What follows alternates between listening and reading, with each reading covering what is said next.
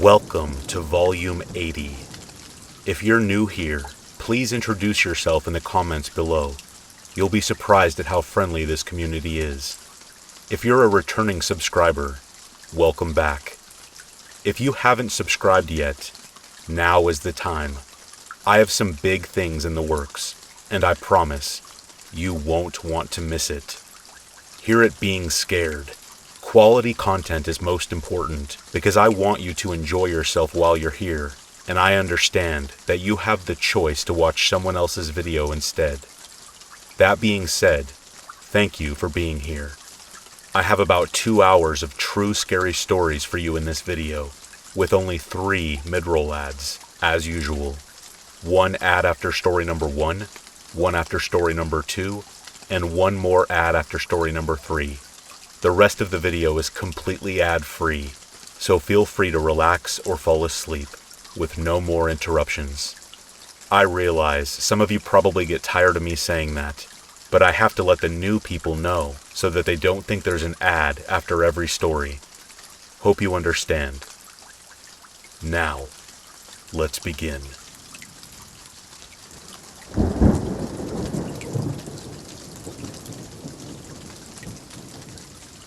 Winter of 2013 in Phoenix, Arizona. I worked in the shipping department of a small warehouse facility. I am a stocky male, so the company tasked me with boxing products and loading pallets for shipping early in the morning. I was the first to arrive most days at 4:30 a.m., and I was alone most of the time until 6 a.m. Because of this, I had to unlock the entrance and deactivate the security alarm. There were security cameras, but they had had major blind spots caused by some concrete pillars. For the desert, it was a chilly mid-December morning. I arrived to work as usual, around 4:30 a.m. The ground was wet from a light rain scenting the air with mud. I parked and turned off my car, and noticed something. In the distance, there appeared to be a man pacing back and forth. He would walk about 10 feet, turn around, and then walk right back. I would guess he was roughly 40 yards away from me. There was very little light, so I couldn't make out any distinguishing features apart from him wearing a heavy white down jacket. There is a gas station not too far away, so I figured he was just another customer. After a few moments, I reasoned he was either on his cell phone or listening to music, so I got out of my car and headed to the entrance to work. As I approached the door, I heard heavy, sprinting footsteps closing in on me fast. I turned around to look. It was the same person I saw pacing. I must have startled him, as he abruptly stopped.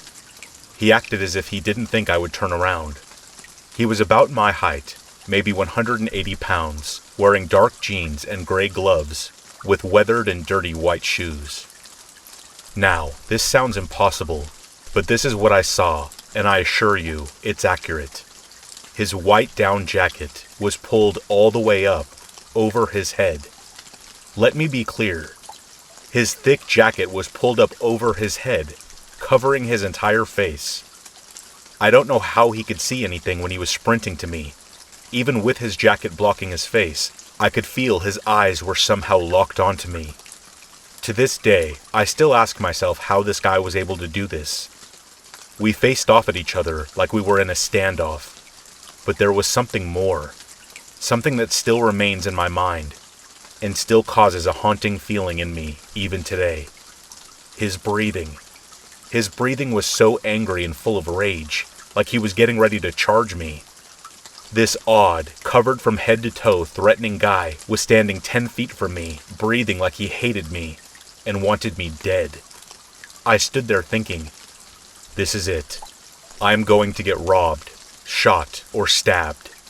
He's going to pull out a weapon. As soon as I thought this, he suddenly reached into his jacket, and I felt my stomach churn.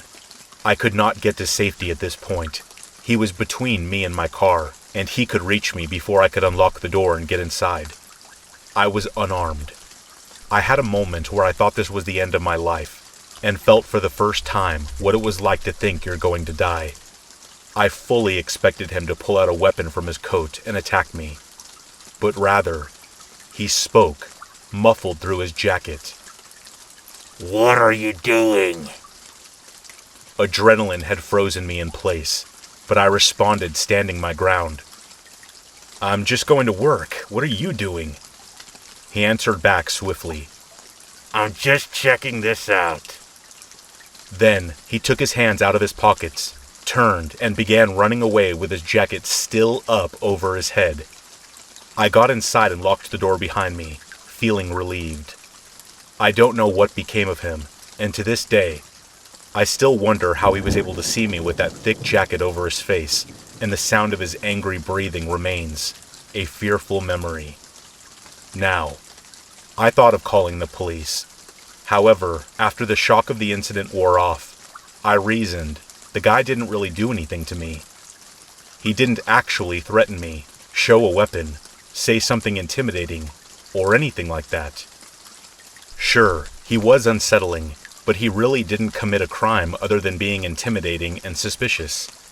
Even if I did call the police, I imagined the incident would be low priority and the guy would be long gone by the time the police investigated. I put the ordeal out of my mind and did my work. Later that day, I shared the story with some of my coworkers. Many believed the guy was going to rob me, but then changed his mind. Some thought the guy was on something and just acting weird. The security camera footage only caught a small portion of the incident due to the blind spots. I'm not sure what to think. So, I would like to ask you, what do you think this guy was up to? Do you think he was going to rob me? Was he just on something?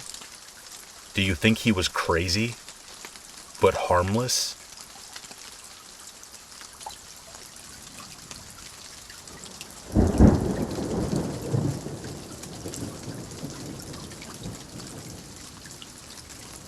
I went to a party one night and was told by my mother to be home at a certain time or the door would be locked, and we didn't have an extra key.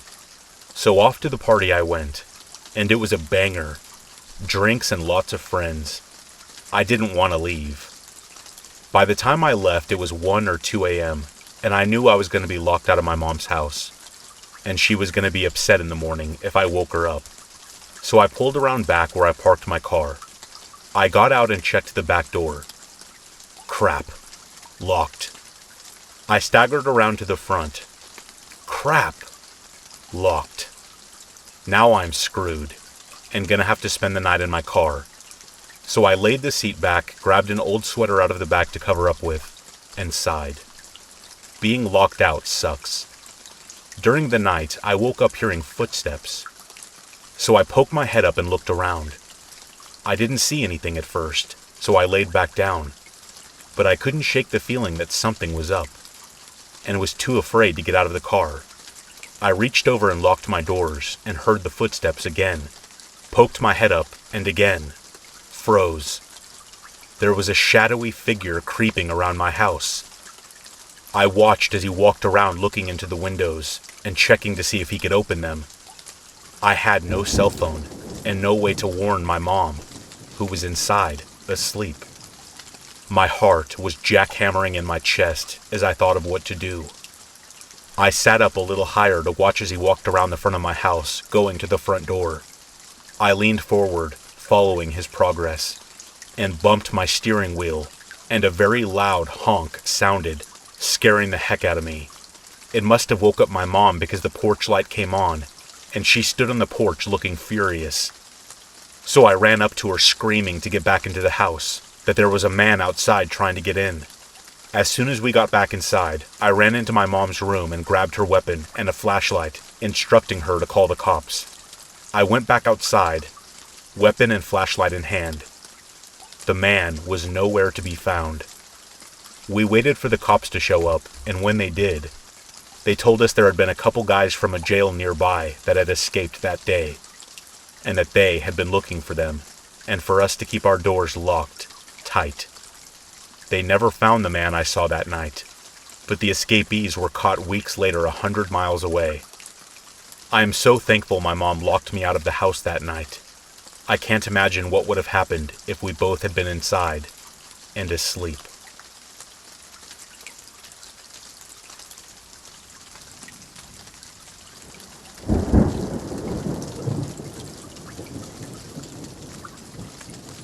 One summer in the late 90s, when I was about 11 or 12, my dad took my little brother and I on vacation to Northern California.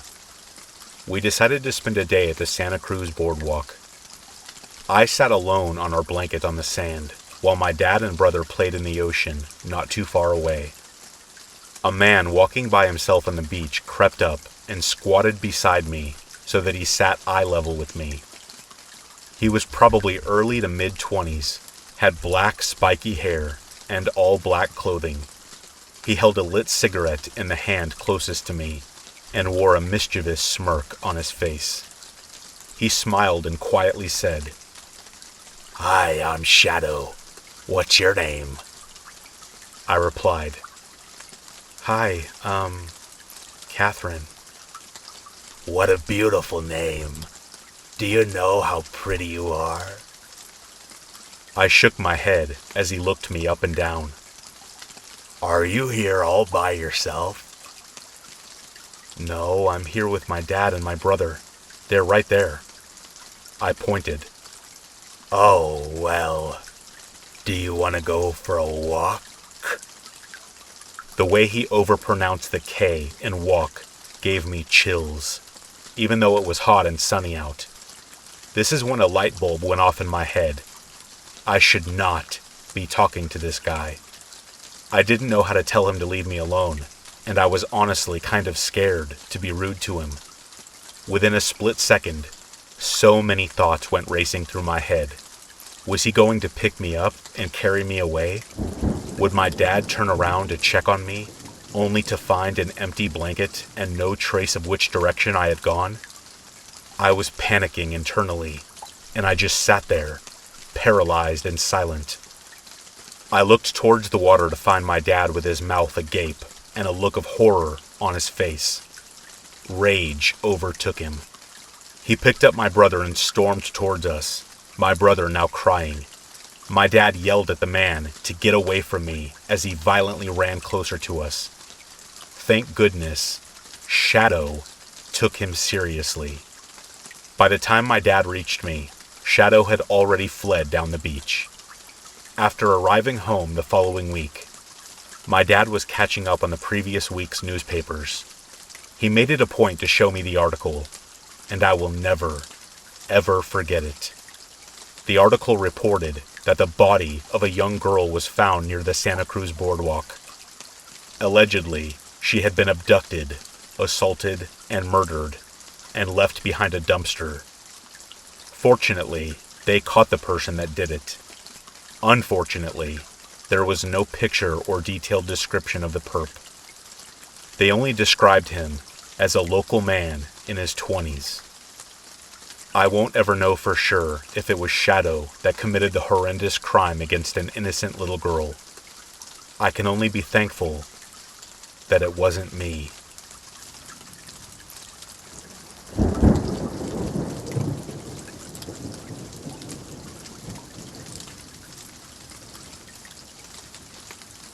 When I was about 10 or 11, I shared a room with my two older sisters.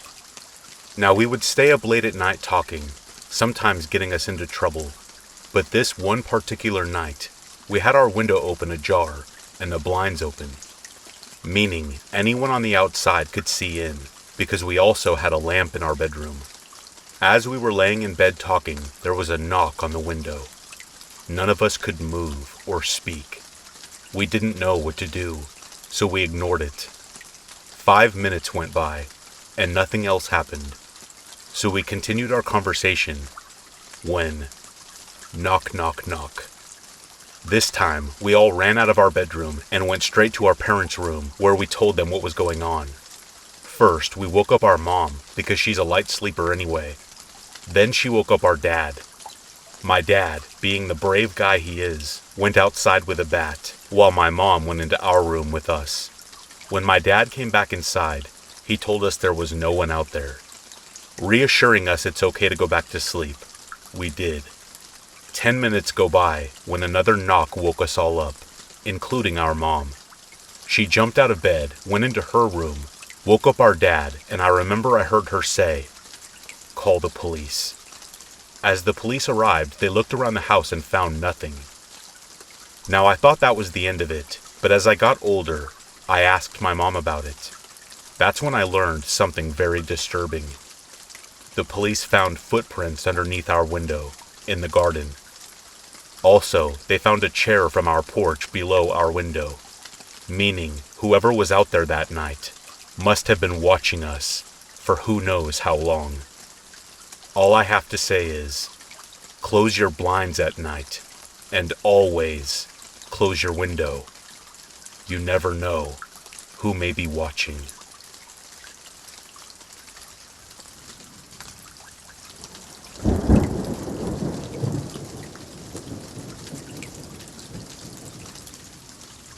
This happened to me when I was around the age of 6.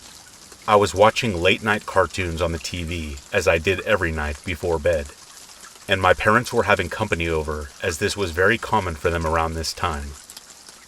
I don't remember falling asleep, but I remember waking up in my room, and the TV was off, and the only light coming into my room was from the moonlight peering through my window.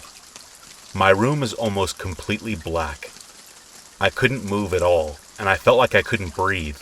Not a feeling of something on my chest, but rather my throat was closed up so tight, I could barely get a breath of air. I knew something was wrong, so I tried to call out to my parents, but I was unable to speak. I sat there for probably 5 minutes, scared out of my mind. I heard my parents conversing loudly with their friends in the other room, and I thought to myself that they'll never hear me. I stared at my door, hoping my parents would come in and save me from whatever was happening. After about 10 minutes, my door cracked open a little bit, and slowly crept open a few inches. There was a tall figure staring at me through the crack of my door. I couldn't make out anything other than they were really tall and had a blank stare in their eyes. The figure in the doorway backed away, and after another few minutes of trying to cry for help, my mom came in and turned the lights on. I still couldn't move or talk.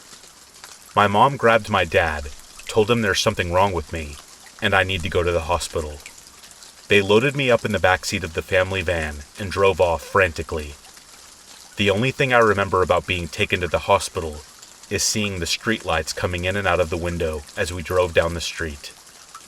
Then I lost consciousness. When I woke up, I was in a hospital bed surrounded by nurses. I had an oxygen mask on my face, and I was hooked up to the IV.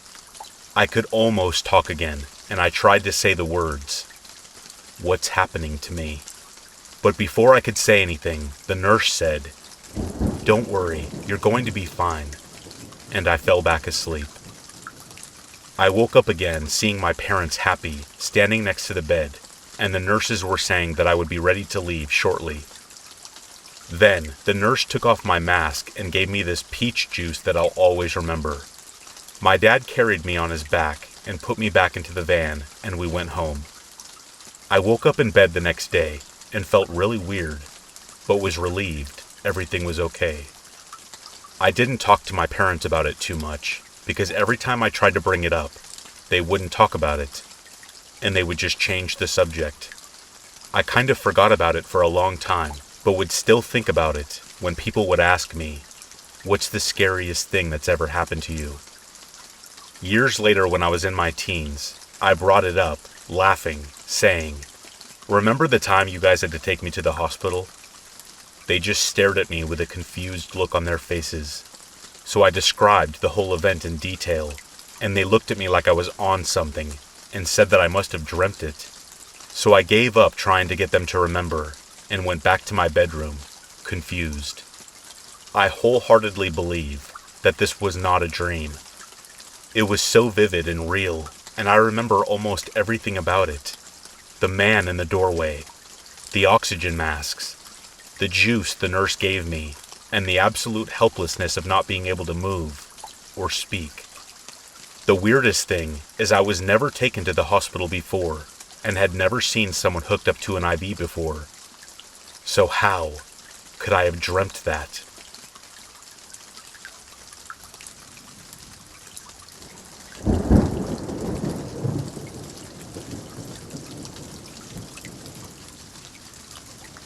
When I was 22, I moved into a rental home in Harveys Lake, Pennsylvania. It was very small and somewhat run down. It reminded me of a cabin that you see on fishing trips. Honestly, I hated it, but could not afford anything better at the time. The basement was creepy. The bathroom ceiling sloped downwards so that the shower head was aimed at my chest, and I could not stand to pee without my head touching the ceiling. The floor also sloped, but hey, it was cheap with all utilities provided. Shortly after I had moved in, I had a dream one night. I dreamt in the third person, and at first, I assumed that what I was seeing was from my point of view. It was like I was floating towards my front door in the middle of a full moon lit night. Once I got to the front door, a thin, pale hand turned the knob and slowly opened it. It wasn't my hand, so now I knew that I was seeing the vision of someone else. Slowly, I started walking towards my bedroom, which was the first room on the right immediately after the small kitchen, and I could see myself sleeping in my bed. My vision then slowly glided into my room and to the side of my bed by a window, and I was looking down at myself sleeping on my stomach. After a second, the thin, pale hand reached down to grab me. Seeing myself about to be attacked, I violently woke from the dream and lashed out towards where the figure was standing, knocking things off the nightstand next to me. But there was no one there. Although I told myself that it was just a dream, I thought it was incredibly weird that there was no difference in the amount of darkness in my room. It was apparently a full moon, visible right outside my window, and that made the room more blue and brighter than usual. It was exactly the same as in my dream. Most nights, it is very dark in my room. A week or so later, I had friends over. There was an old bar down the road that we could quickly walk to, so we got a little drunk and walked back to my place. We were watching a movie to pass the time so that my friends could sober up to drive home. But after a while, they all decided to just stay over. As we were watching the end of a movie, my friend's girlfriend woke up looking alarmed, like she was having a nightmare, and was about to yell. We all looked at her, and she looked relieved to be awake. But she kept saying to her boyfriend, who was my best friend, "Come on, let's go. I want to go. I really don't want to be here." After a minute of him telling her that they could not drive, she calmed down and reluctantly agreed to stay. Nothing else happened, and in the morning, they all got up and drove home. She called me as soon as she got home to apologize.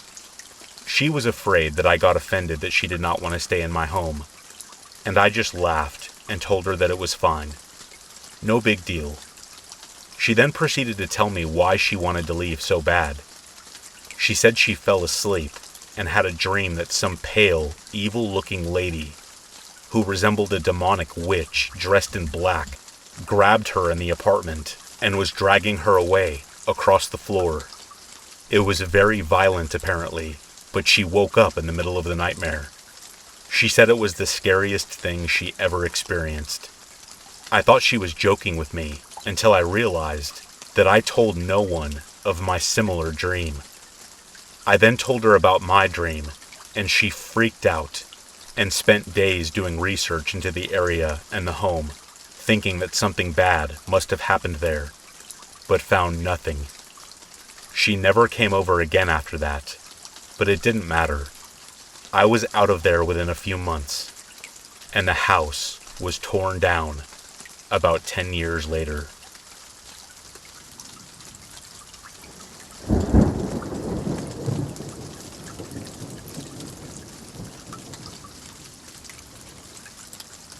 This is not my story, but my dad's. He gave me permission to share it. When my dad was around the age of 10, he had a somewhat creepy experience that to this day keeps him from leaving windows open in the night. His mother worked at a mental health facility, and they actually lived just down the road from said facility. His mother was head cook in a large kitchen there. All the patients adored her, as she had worked there a very long time. My dad and his younger brother shared a room together. They had 2 twin beds that sat on either side of a large window that was right smack dab between their beds. Things were different back then. It was perfectly safe to sleep with your windows wide open when it was hot outside. One hot summer late night, my dad awoke to someone touching his face. When he realized that what he was feeling was an adult hand, he opened his eyes to a woman caressing his face while lightly singing. He leaped out of bed and stood there staring at her. She wore a white dress, and she did nothing but stand right at their window with a smile on her face. Leaving his sleeping brother, my dad ran from the room to his parents' bedroom to get help. All 3 of them rushed into the room to find the woman attempting to crawl inside. His mom screamed a woman's name, shocking them all. Then said, "She is a patient from my work." She wasn't wearing a dress like my dad had initially thought. It was actually a hospital gown. The hospital was quickly called. Searchers had been looking for her for a short time already. She had gotten out somehow and had wandered down to their home, since it was a short distance away. My dad is in his 60s now, and he still checks the windows nightly to make sure they are shut and locked.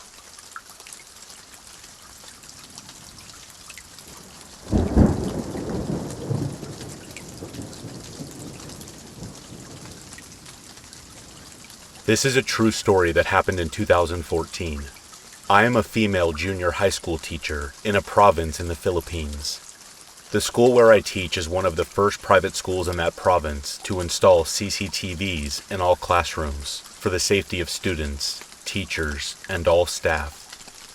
3 months previously, I had what I can only assume is a paranormal experience while teaching in one of the 3rd floor classrooms.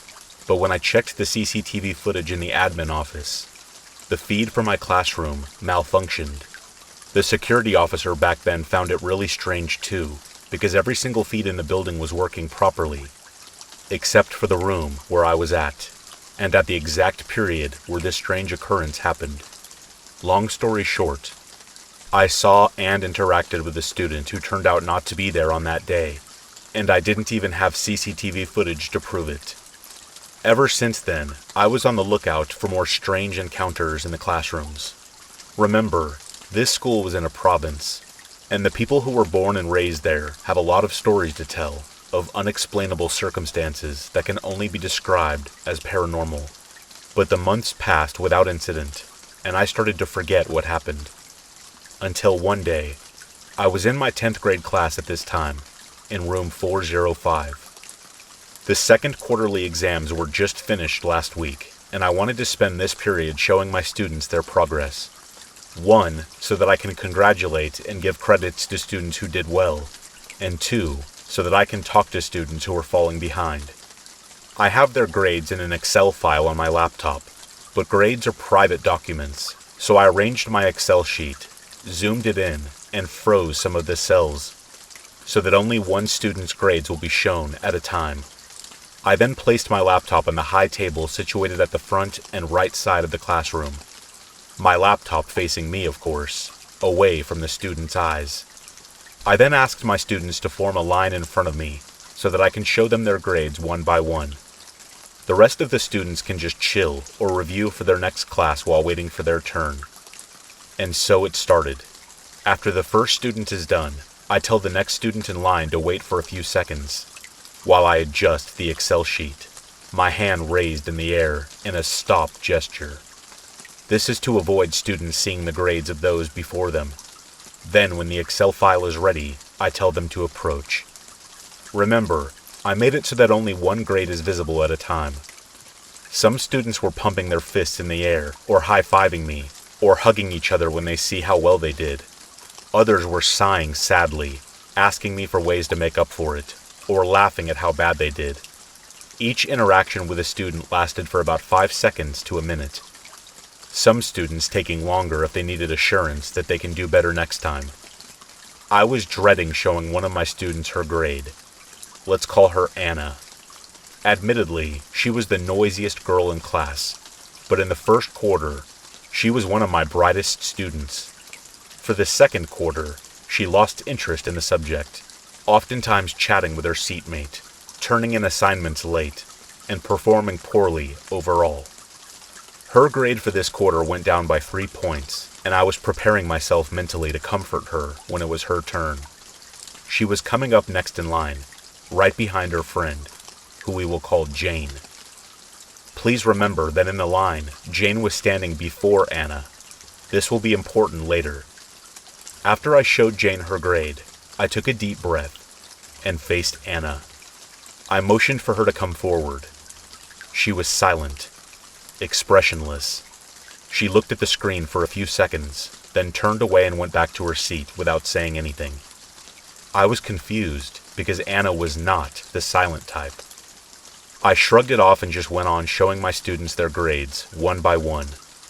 A little bit further down the line, I can hear some students chatting and laughing away, and as the line inched forward, I noticed that these happy, loud students included Anna. She was next in line again. I was quite relieved to see that she was in a better mood, but I was confused why she was in line again. I asked her, "You wanted to see your grades again?" Anna said, "Huh? Again? I haven't seen my grades yet."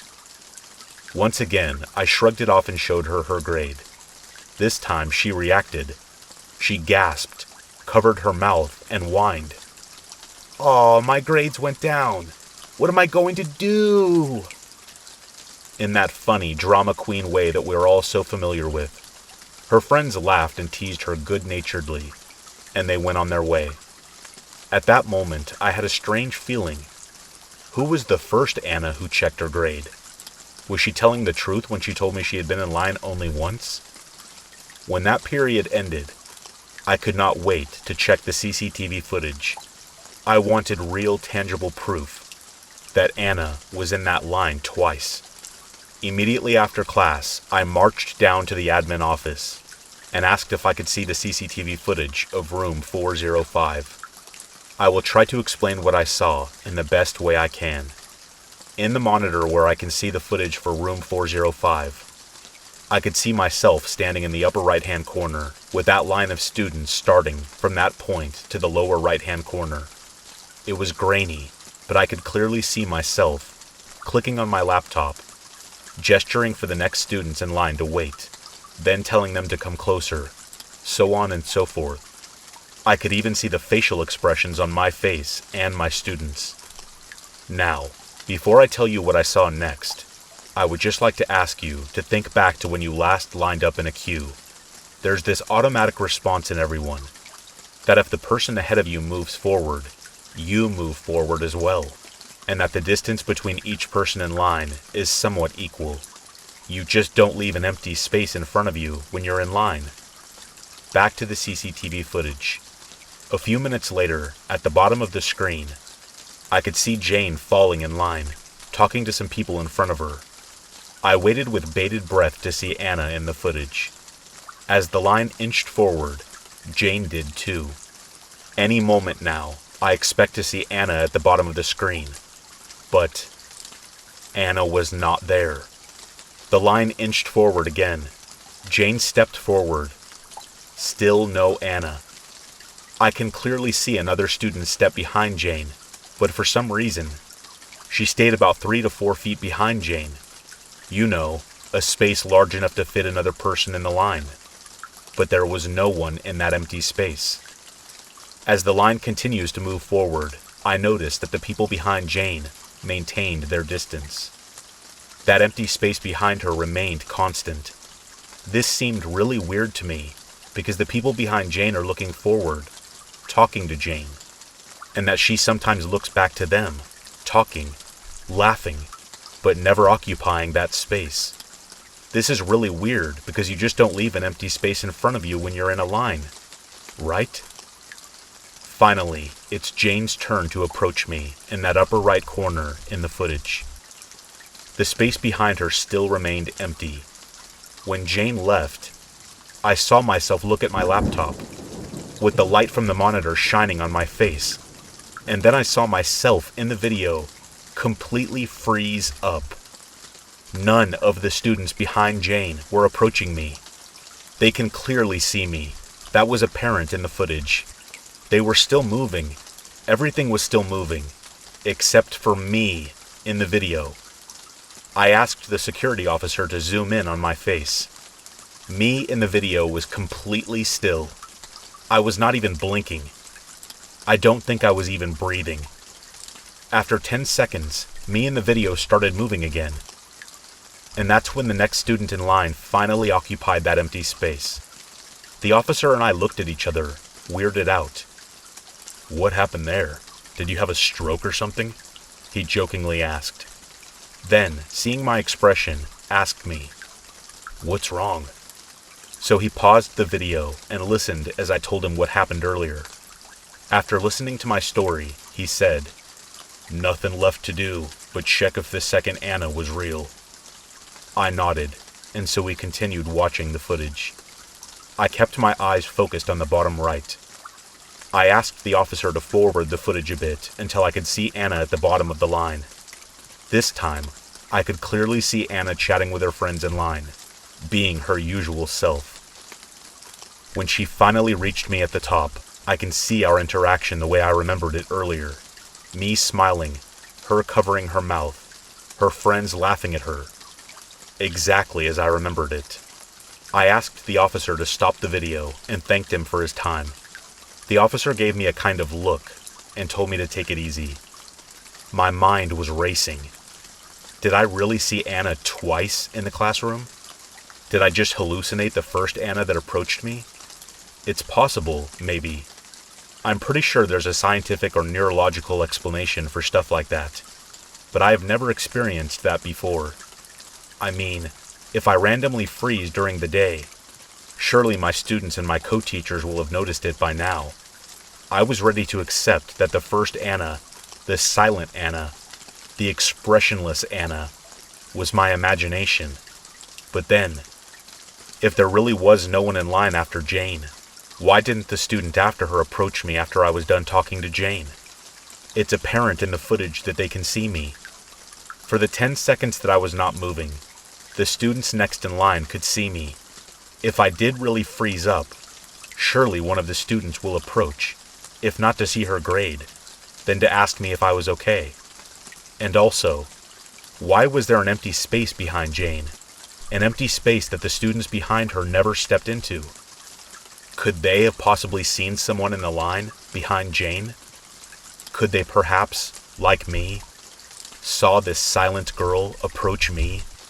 A silent girl who looked just like Anna, but was not Anna?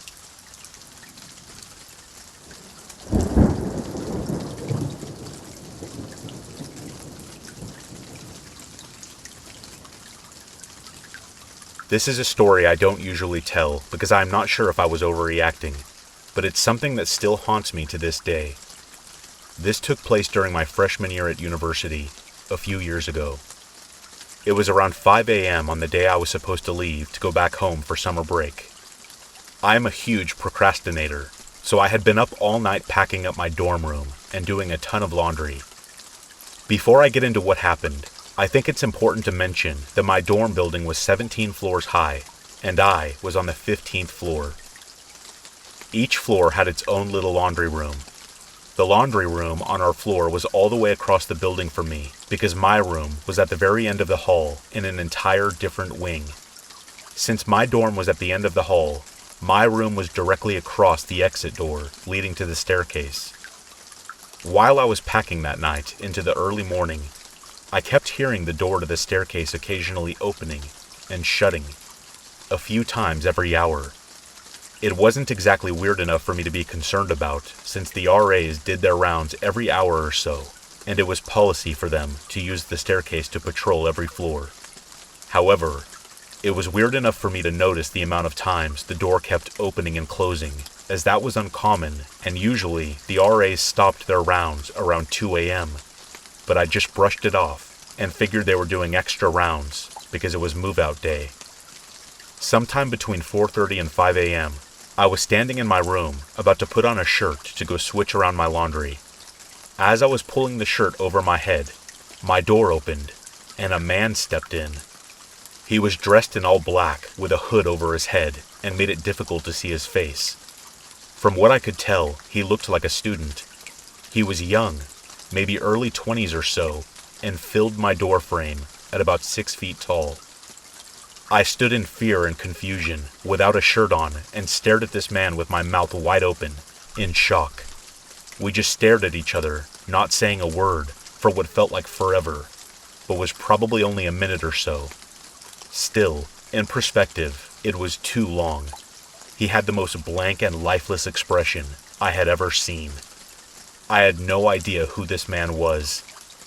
I was already so tired and stressed from packing, I barely remember finally muttering the words. "What the heck?" The man quietly mumbled, "Sorry," backed out of the room, and slowly shut my door. I stood there in shock for a few seconds before quickly putting on my shirt and grabbing a small pocket knife I had in my desk drawer. I hurried and locked my door before I could even take a breath. My thoughts began racing. Who was that guy? Why did he just walk into my room? Why didn't he seem surprised or shocked that he just walked into a stranger's room? My brain forced rational thought, and I came to the conclusion that he must have accidentally came into my room and meant to go into my suite mate's room, who lived next door to me. I told myself it was probably her boyfriend, and maybe he was drunk and went to the wrong door or something, but he didn't seem drunk. In fact, he didn't seem to have any emotion at all. I felt much better after coming to this conclusion, but I was still reluctant to go out and get my laundry.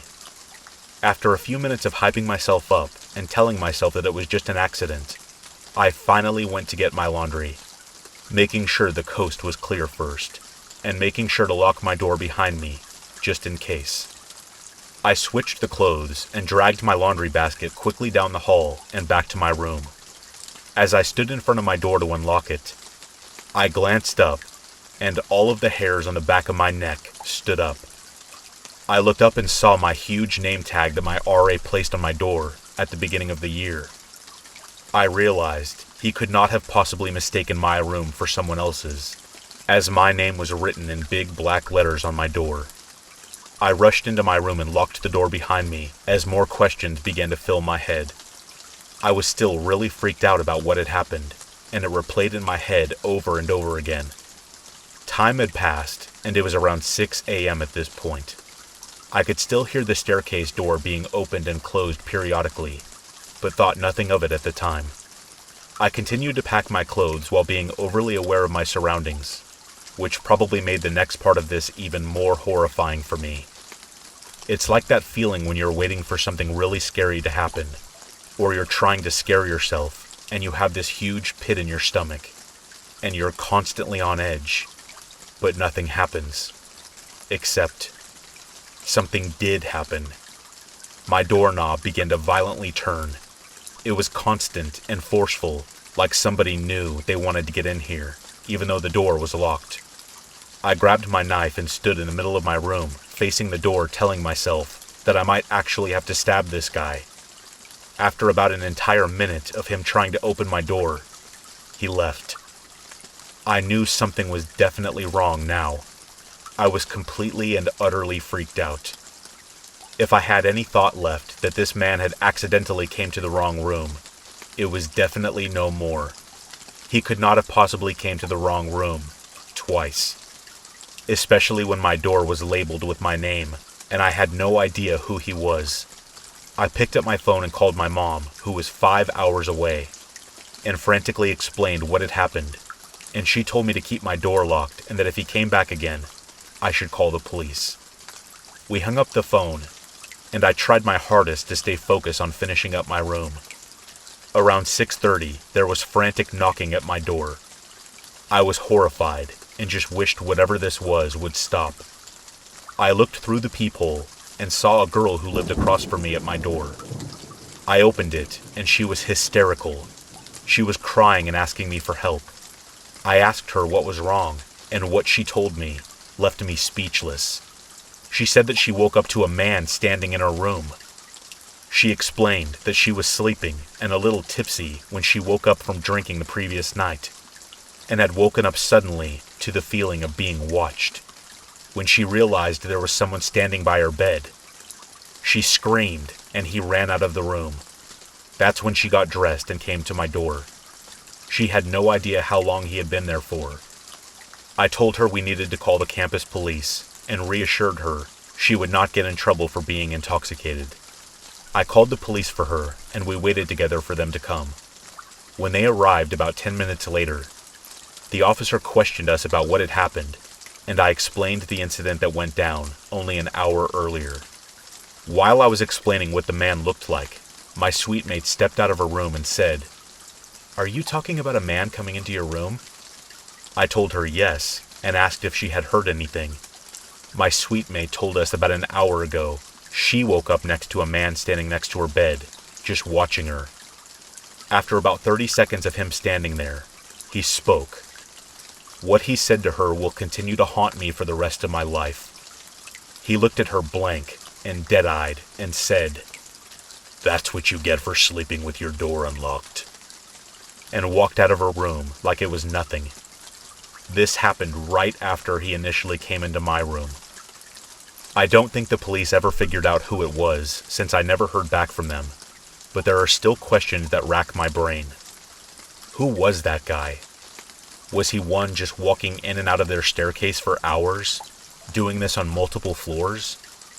What was he doing at 5 in the morning? How did he get into the dorm in the first place? And the one question that still gives me goosebumps: what would have happened if I didn't lock the door the first time, and he actually got into my room the second time he came back?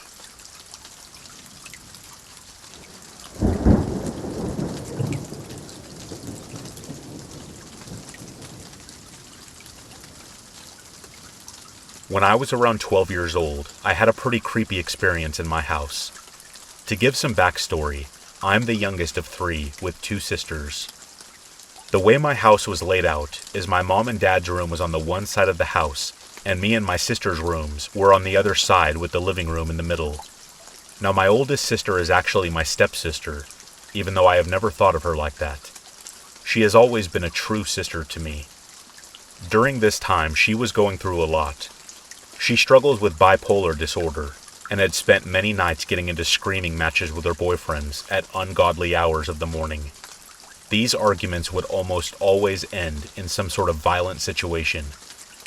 I remember one specific instance very clearly, where my sister was so furious at her boyfriend for watching something, I'll leave to your imagination, on his phone right in front of her. She started to beat and scratch his face with a high-heel shoe. Anyway, one night something was weird. No guest was in the house, and I knew this when falling asleep. Yet when I heard the screams at 2 in the morning, I was still unaffected.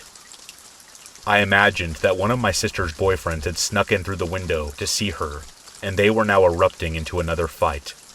But I was wrong. I heard my parents run into my sister's room, bursting through the door. They were silent for a few seconds as my sister continued to scream and scream. I started to realize this was not like the other times. This wasn't an argument with a high school boy. These were wails of true terror. After what seemed like forever, but was really like 15 seconds, my parents started yelling, "What? What? Why are you screaming?" All I could hear while sitting in my bed was my sister responding, "Right there! Right there! How can you not see? How can you ask me that?" This went on for a while, and my sister was taken out of her room by my parents, and she stayed in the kitchen drinking tea for the rest of the night. My parents and sister didn't tell me anything that had happened, since in comparison to the drama that has happened in our household previously, this was a pretty peaceful night. Now, it was the next day, and time for bed again. I was having a little trouble falling asleep, because I was still thinking about what my sister was screaming about. Was she seeing things? Sleep paralysis? Was she on something? Was there a ghost in the house? The hallways then proceeded to carry my sister's screams throughout the house again. This time, several hours earlier than last night, and even louder. My sister screamed, like I have never heard any scream before. The words she said, mixed with the tone of her voice, gives me ice-cold skin-penetrating chills just as I tell this story. My sister was screaming the words, "Just kill me fast. Don't hurt me. Just kill me fast." This time my whole family, myself included, ran into her room. This sounded serious. She was screaming in terror and pointing into the corner of her room. But again, there was nothing there. She claimed that a large dark figure with a purple robe and red eyes was standing in the corner of her room, watching her with a sinister presence. I began to get frustrated with my sister. I thought she was doing this for some kind of twisted desire for attention. In a lot of ways, that's what I felt a lot of her dramatic situations were. But on the third night, I would come to believe her. On the third night, we put one of our dogs in my sister's room to keep her company. She was a small Pappy-Poo, which is a ridiculous name for a mix of Papillon and Poodle. Her name was Twilight. She was a good dog and always very perceptive. Twilight was always the first to know when someone was approaching our house, or even just walking past it. That night, I didn't even bother sleeping, as I knew there was going to be screams to startle me awake anyway. I was just staying up playing Saints Row 3 until I passed out from exhaustion or something. I hadn't been sleeping for the past 2 nights, and was a train wreck at school, but at this point, I didn't really care. And then, right on cue, at around 1 in the morning, the screams. I was mad that my sister was carrying on with this act, keeping me and my whole family awake. I was the only one who decided to stay awake in my house, and my sister's room is right next to mine, so I got up, walked in there fast, getting ready to give my sister a piece of my mind on her attention-seeking behavior. But then, I heard Twilight, not just barking, but howling, like a desperate, urgent howling. I had never heard it before from her, and would never hear it again as long as Twilight lived. I was taken aback by that, but I barged in the room anyway, and there was my sister, screaming in terror, while staring eyes wide open into the corner of the room. And there was Twilight, looking at the exact, and I mean exact same place my sister was looking. Twilight had her head up looking at the corner of the room, howling. It was such an uncanny image. 2 beings reacting in terror and distress at something I could not see. Now, I am not a religious person. I was raised to believe that angels and demons exist, but I have no real belief in any kind of spiritual warfare anymore than I believe in the QAnon theories of Hollywood celebrities sacrificing babies to the devil or whatever. But I do believe in my own 2 eyes, and I still can't explain what they saw. After all this, my sister was brought into therapy after taking my dad's advice, and my mom had the room blessed by the priest from our church. It never happened again.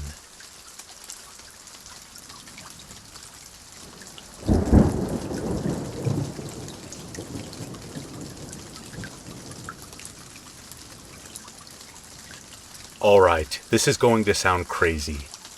I'll admit it, if I heard this and it wasn't my own story, I probably wouldn't believe it happened.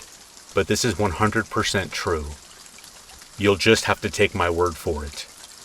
I was at a friend of a friend's birthday party the summer after our last year of middle school. It was a warm, clear night.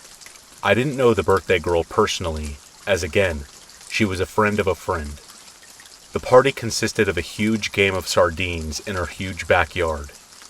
I'll describe the yard more in detail, as it'll assist in painting a better picture in your head as to what I experienced. She lived on what could arguably be described as a small ranch. The backyard consisted of about 40 to 50 yards of lawn, before gradually ascending up a hill where a thick forest started. The hill was untouched land with trees, rocks, and bushes. In the middle of the hill ran a stream, about 2 or 3 feet wide. On the left side of the backyard down on the lawn was a barn. A classic red one with a hayloft and everything. Her back patio had cafe lights strung on the border with a fire pit in the corner. These details seem overbearing, but they will all be important later on in the story. I promise. The game of sardines started with 2 seekers. The rest of the group, around 30 kids, sprinted through the backyard looking for hiding places, while the seekers counted to 60. 4 kids and I decided to hide together, and deemed that the top of the hill, right along the forest's edge, would be our best bet. We sprinted up the hill, dodging rocks and ducking trees, and finally got to the top. We jumped behind the first line of brush, and turned to face the back of the house. Though far away, we could see the seekers running through the backyard. They had begun their search. Keep in mind, with us facing the yard, our backs were turned to the thick, dark forest on the edge of her property. After about 5 minutes of hiding, Jay, one of my friends I was hiding with, claimed he had heard rustling behind us, coming from the forest. We looked back, only to see nothing, and started teasing Jay about being a wuss, or a baby, or whatever. Though I can't remember, I bet we were as scared as he was, just trying to look brave in front of the 2 girls who had hidden with us. Only a mere 30 seconds or so after the first false alarm, Jay claimed to hear more rustling. Though this time, we all heard it. We looked behind us into the thick, dark, rustling forest, and saw what I can only describe as the most confusing yet horrifying thing I have ever seen. Standing about 15 yards into the wood line stood a grown man. He seemed to be about 6'2" or 6'3", though there was a catch. He was wearing a bunny suit, a full-on Easter bunny type bunny suit. It took a second or two for me and my friends to process what we were seeing. And right when we were done processing, he started running towards us. We couldn't believe it. After about a second delay of internally freaking out at the situation at hand, we all started sprinting down the hill. Though not as dense as the forest we were running from, we had to actively dodge and avoid trees and bushes.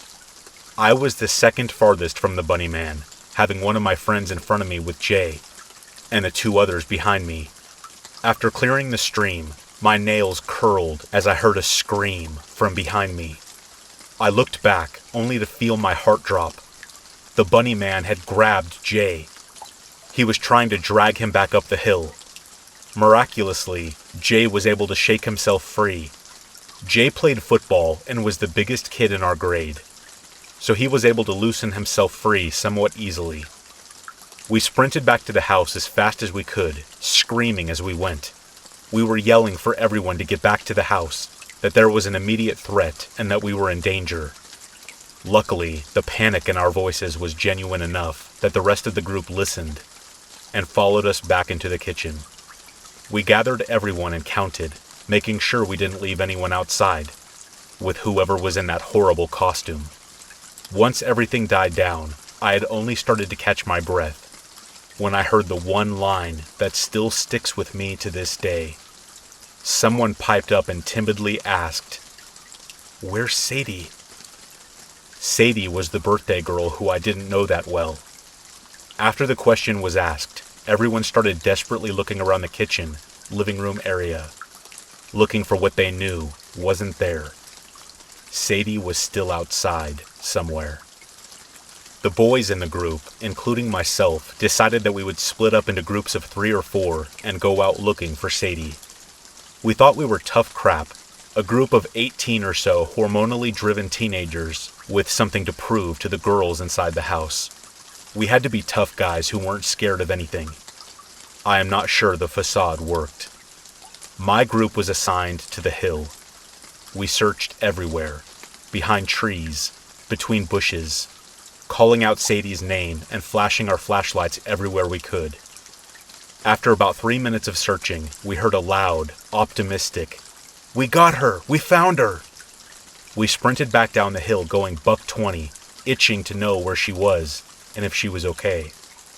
After we all met up in the middle of the backyard, everything became clear after everything died down. This is what happened from Sadie's point of view. Sadie had hidden by herself in the barn.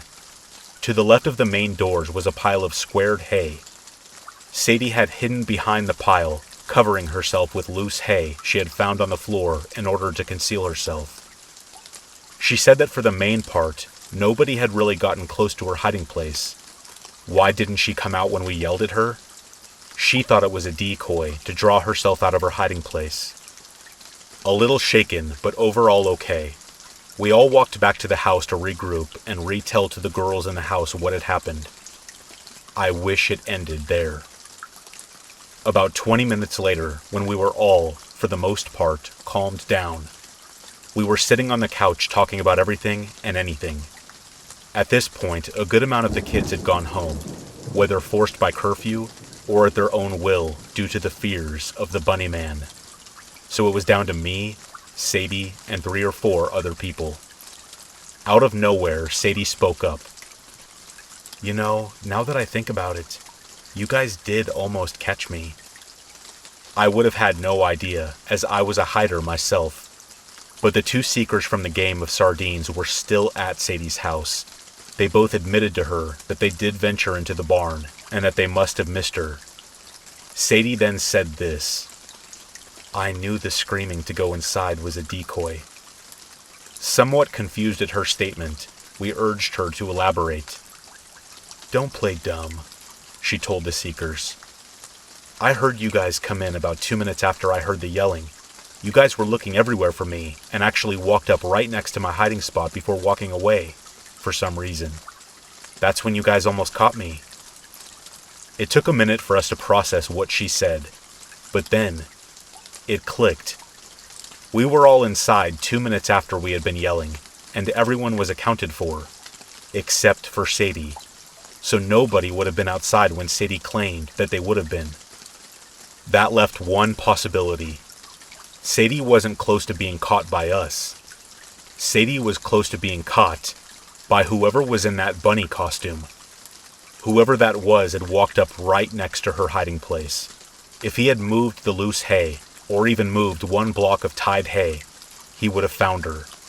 And heaven knows what would have happened next. But that was all in the past. We were all inside now, safe and behind locked doors. My mom came shortly afterwards to pick me up, and on the drive home, I realized something I hadn't realized before. As I was looking out the window thinking about the events of the night, I realized that I was watching fields and farmland fly by. Sadie's nearest neighbor was 2 miles away from her house. She lived in a very, very rural part of town. It may seem like a small detail that should easily be thrown to the side, but to me, it illustrated a glaring and disturbing circumstance. The bunny man could not have been a neighbor, family friend, or neighborhood teenager looking for entertainment. The closest house to Sadie's was 2 miles away. This was no teenager trying to scare younger kids or creepy adult on some power trip. This was a man in the middle of the forest, late at night, 2 miles away from any sort of other civilization, stalking and chasing us. To this day, the bunny man has not been identified or found. And now that I'm telling this, all the details are coming back, and I am remembering just how scary and traumatizing that night was for my 14-year-old mind.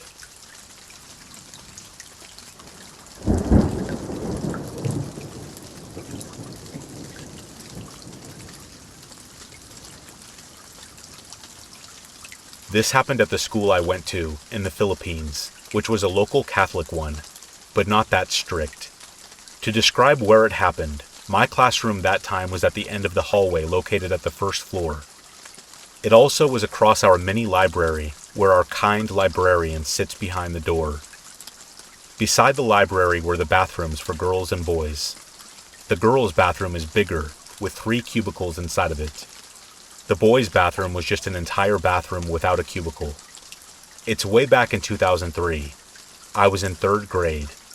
It happened during the summertime, 2 or 3 o'clock in the afternoon. We had an ongoing class at that time, in that classroom, when I excused myself to go to the bathroom. I walked across the hallway and reached the girls' bathroom. Just a brief description of how the bathroom looked.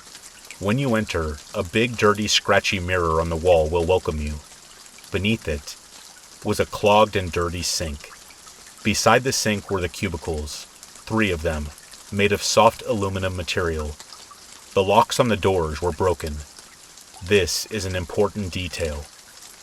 So when I entered the bathroom, I was the only one inside. No other students around. All the doors of the cubicles were wide open. I am the usual scaredy cat girl, so I went inside the first cubicle. Since the locks were broken, I just held the door while going to the bathroom, so if anyone entered, they would know I was there. As I was finishing my business, a sudden gust of wind entered the bathroom, and I felt someone, a presence, had entered. I waited for that someone to enter one of the cubicles, but nothing happened. I was clueless, but I heard the faucet in the 3rd cubicle open, and water was flowing. I, without thinking too much, peeped below the cubicles. There was no one. No feet. Nothing. Just water flowing. I freaked out, so I hurriedly fixed my uniform, and when I was trying to open the door, it would not open.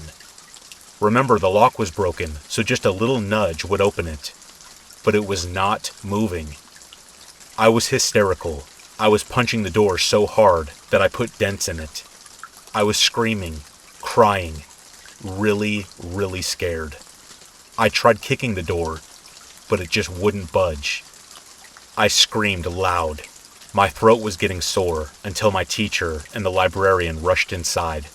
They opened the door, mind you, without any issue. I was dumbfounded, and they asked me what had happened, and I told them everything. They just stared at each other and gave me a faint but worried laugh and helped me to get back to class. It was the scariest feeling I ever felt because I felt helpless, trapped. I remember stories of other students seeing ghosts and such at that school. Some say that the school was initially rice plains where salvaged bodies were usually thrown. So I guess that can explain if it's all true. 18 years passed, and that memory is still as clear as glass. I hope nothing like this ever happens to me again.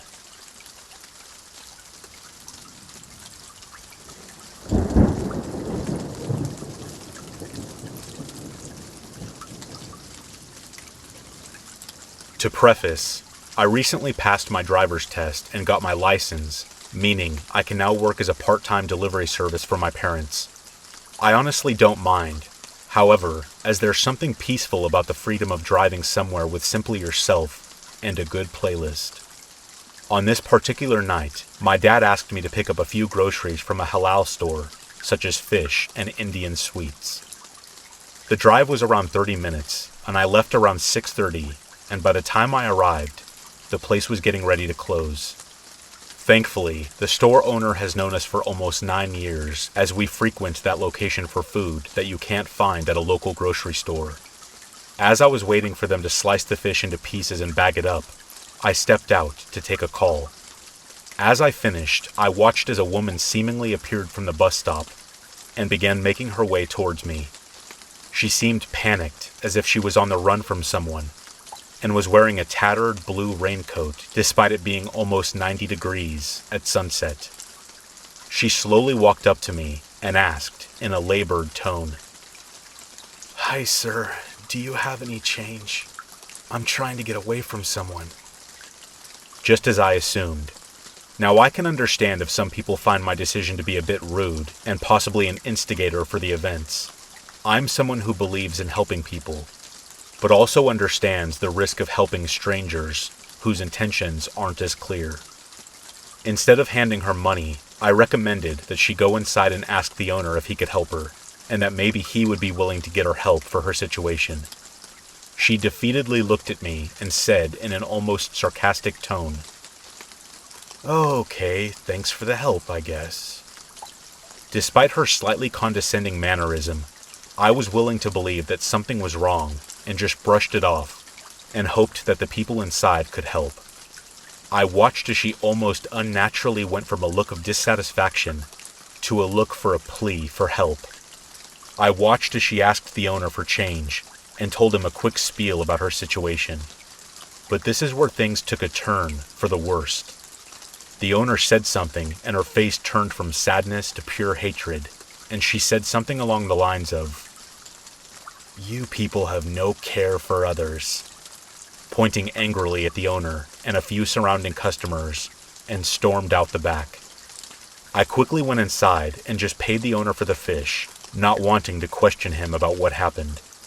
As I was walking over to my car, I thought I saw a figure in blue dash across to get behind my car. I knew for a fact now that this lady was probably having issues with something else, and I began to move much more slowly, facing the direction in which I thought I had seen her duck behind the car. Nothing. Thoroughly weirded out, I jumped in my car and started down the road. As I was pulling out of the parking lot, I watched as a white Ford van pulled up behind me, almost tailgating. I looked in my rearview mirror. I not only saw that lady, but in the driver's seat sat a bulky man with a bald head and a beard almost resembling that of a crazy wrestler or bodybuilder. The look of anger in their eyes is what haunts me the most thinking about it. I realized that I was now stuck in traffic with these crazies sitting mere inches behind me, so I knew I had to do something I didn't want to. Drive on the highway. I quickly made a beeline for the first exit as the light turned green, and the big van screeched behind me as I began speeding to almost 80 miles per hour, praying that I wouldn't lose control. I kept looking back only to see them just as close as they had been before. I watched as they kept trying to signal to move into the lane next to mine, but kept missing their timing, which seemed to make the guy angrier. At this point, it had been almost 10 minutes that I was traveling these random interstates and had almost no clue what was happening. I knew I had to find an exit and find one quick, because the last thing I wanted was for my parents to start worrying and for the roads to start getting more vacant. Also, pair this with the fact that I was going almost 100 miles per hour, and it was impending recipe for disaster. Just then I saw my chance to get out. My phone alerted me to an exit that led right back onto main roads, which, if I was able to make it on them, it would be easier for me to lose the psychos. I hatched my plan to trick the driver into thinking I was surrendering, but in truth, I was going to make a daring escape, or a really good attempt at one at least. I baited the van into thinking I was about to turn into the left lane. I saw an exit about a mile ahead, and realized that if I could turn onto it at the last second, I could be free from this mess. So bracing myself for what could be a serious accident, I near swerved my car into the Subaru next to me and barely made it onto the main road again without a scratch. My nightmare was over.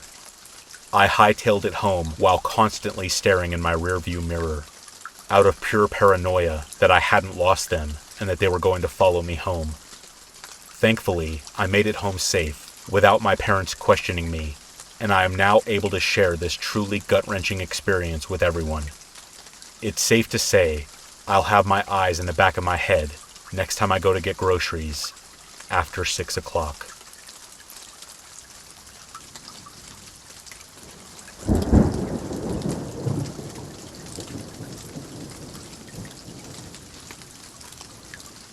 The following story is true and took place on Thanksgiving Day in 2019. During this time, I was 22. I was staying with a friend for a couple of months after I had a physical dispute with my father. We did not get along as I grew into adulthood. He had certain expectations for my future, but my mind was set on a different path. I was in a vulnerable state, and I desperately wanted to get rid of these feelings of anger and loneliness. I normally spent Thanksgiving at home, so this year was a bit different for me. As the night approached, my friend Valerie left to attend dinner at her grandparents' house. She planned to stay there for a few days. Because of this, Valerie expected me to go home until she came back.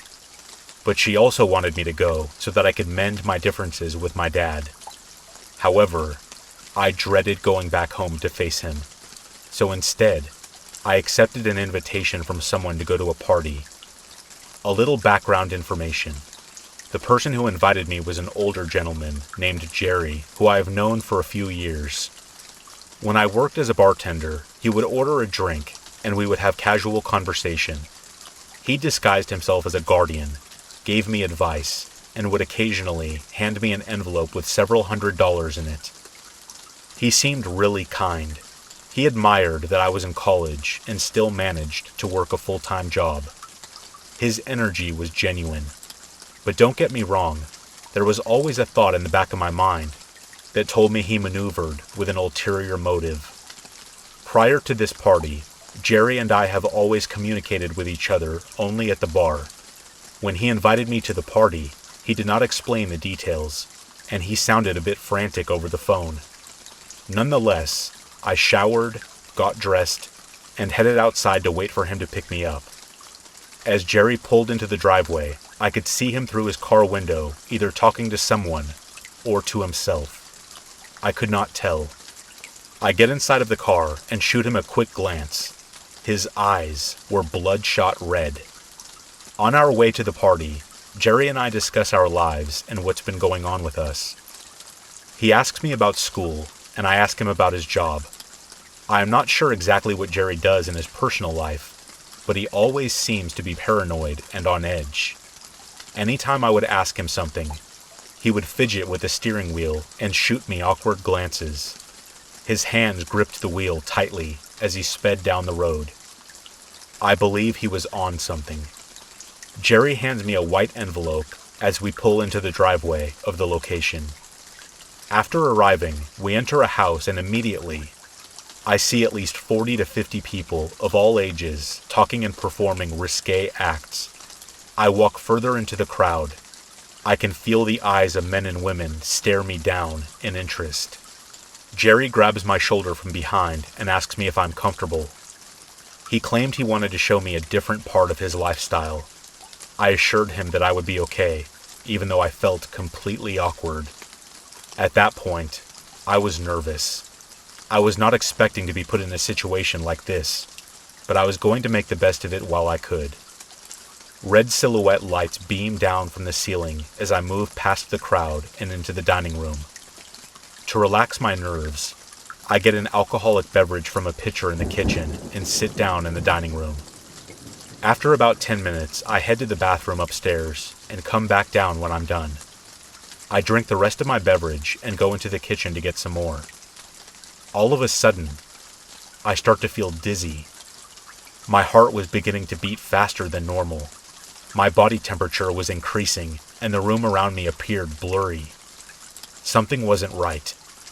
A woman with long blonde hair sitting next to me in the dining room whispered in my ear and asked me if I was okay. I told her that I thought something was wrong. I felt weird. She shook her head in disappointment and went into the living room to approach Jerry. I could not tell what she was saying to him, but I assumed she was telling him to go talk to me, because she continuously kept pointing her finger in my direction.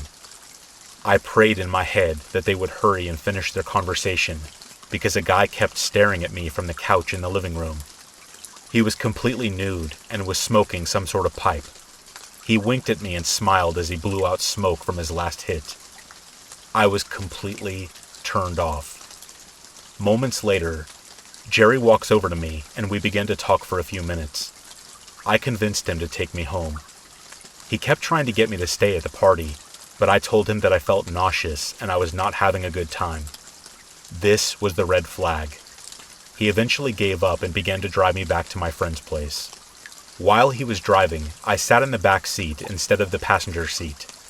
I felt waves of euphoria passing through my body, but I also felt this overwhelming sense of dread and nervousness. Whatever I had drank was more than just alcohol. We approach my friend's house. I notice that Jerry drives right past it. I ask him repeatedly to turn around and take me back. He doesn't say a word. I can see his red eyes staring at me through the rear view window. He looked angry. At this point, I was beyond terrified. I start screaming at him to let me out of the car, but he refused to hear my plea. There was only one option for me to escape. I had to jump out of the car. I noticed that my car door did not have a child lock, so all I had to do was plan where I was going to jump out. I waited until he reached a red light, and when he did, I ran out of the car quickly, leaving the door swinging open. I ran as fast as I could down the block and reminded myself in my head to not look back. The sound of his voice echoed down the street as I got farther away from him. When I got to my friend's house, I remembered that I did not have a key, and I was not supposed to be there. I looked around to see if anyone was watching me. When the coast became clear, I climbed into the living room window, closed it back up, and ran upstairs. Before I could even enter the bedroom, I passed out on the hallway floor. I woke up in the middle of the night, crying and upset about what took place on Thanksgiving. At that moment, I decided to put my differences to the side with my father, and I went back home. I learned that you cannot run away from your problems, because they will eventually come back, or another one will arise.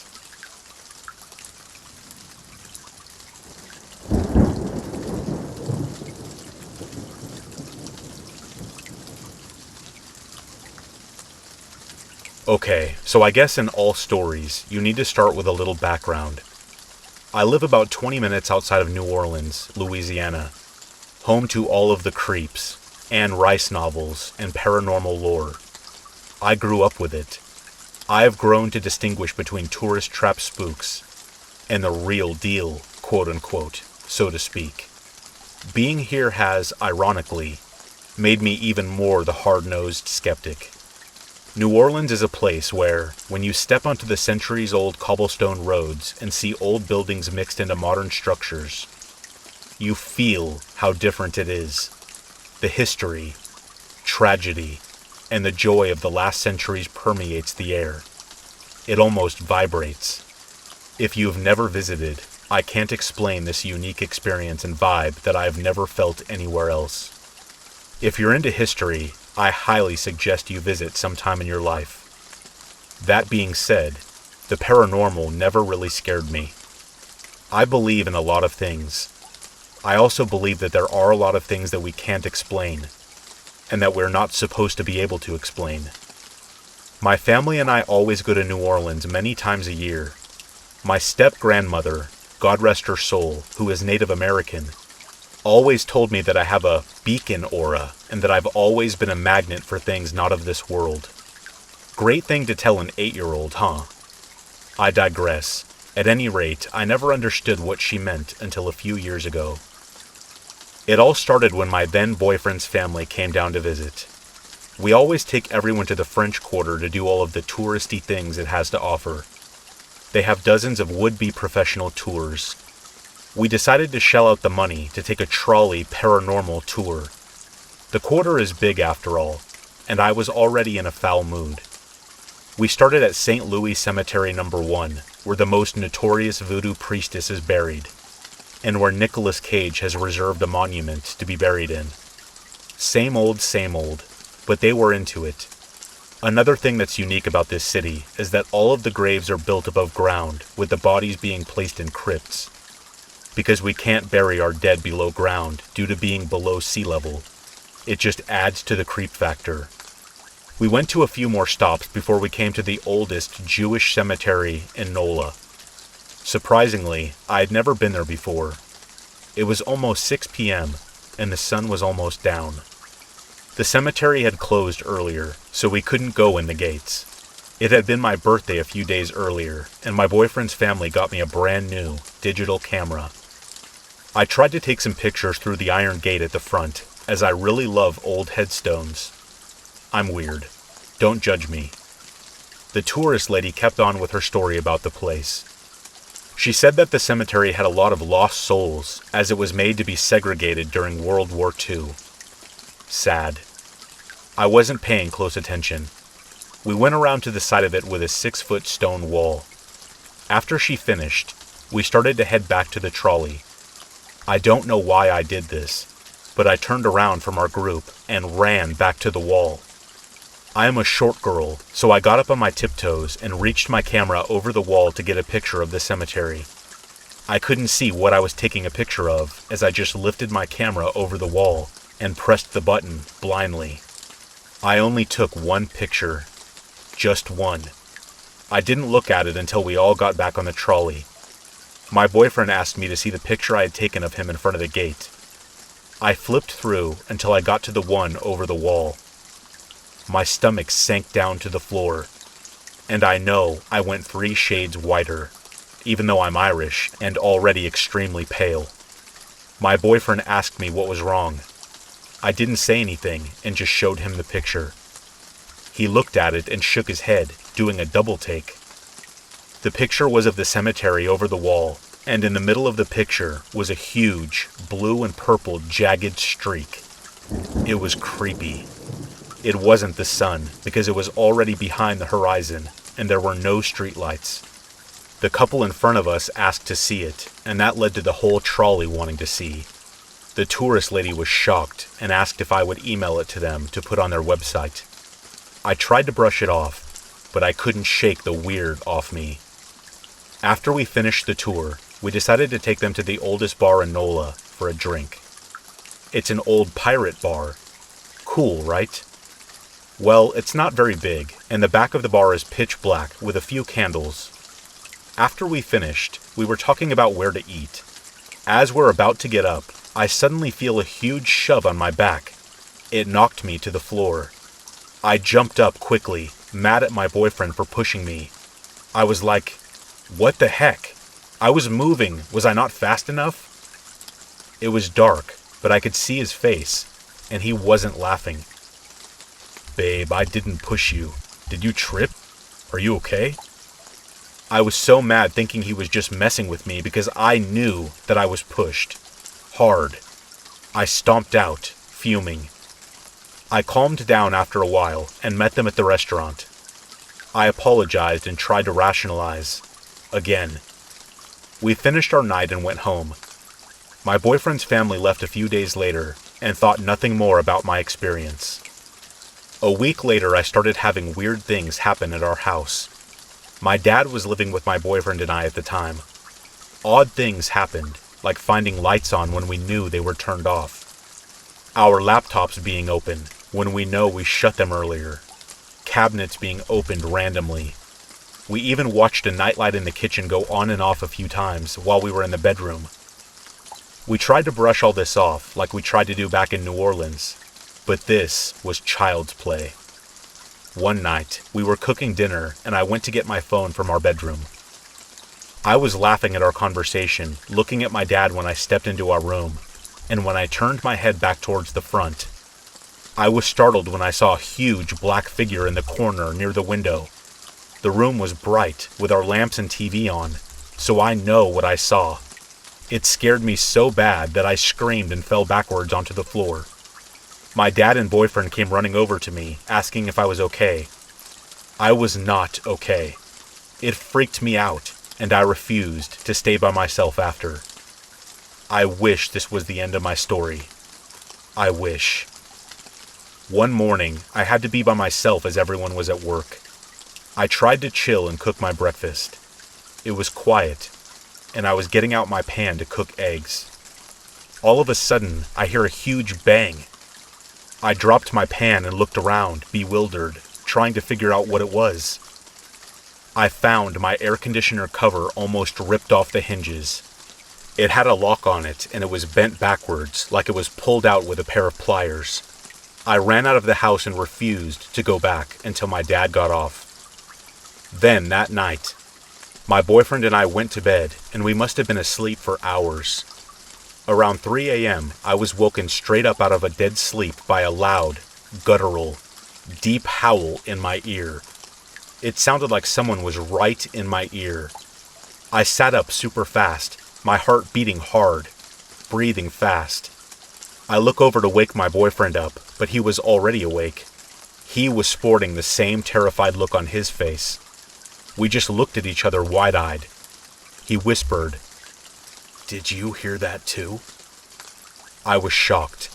He had the same eardrum-splitting scream in his ear too. We didn't sleep the rest of the night. Then a week later, I get up to go to the bathroom.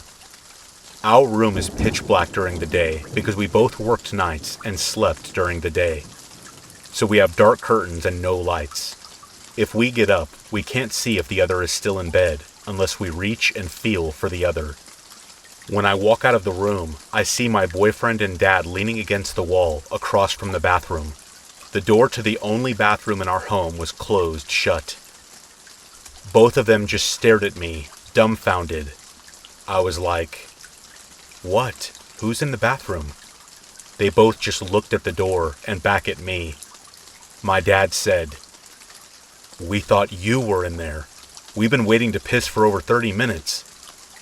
I was like, "Well, no, I just woke up to pee too." My boyfriend lunges towards the door to open it, and I could see the light on under the door. He tried to open it, but it was locked. We had to get a butter knife to turn the lock and open it. No one was in there. Even though this was so creepy, they both brushed it off, saying I probably just did it in my sleep. Really, guys? I sleepwalked, which I have never done. Upset, left the lights on, locked the knob, and closed the door, and went back to bed. Right. Sure. Besides other little things, the last experience of this story was what made us move 3 days later. After the bathroom incident, I was staying at home alone for a few days as they had gone on a fishing trip. I had to work, so I had to stay, albeit reluctantly.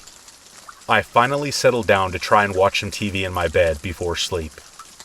I don't remember going to sleep that night. I don't even remember turning off the TV.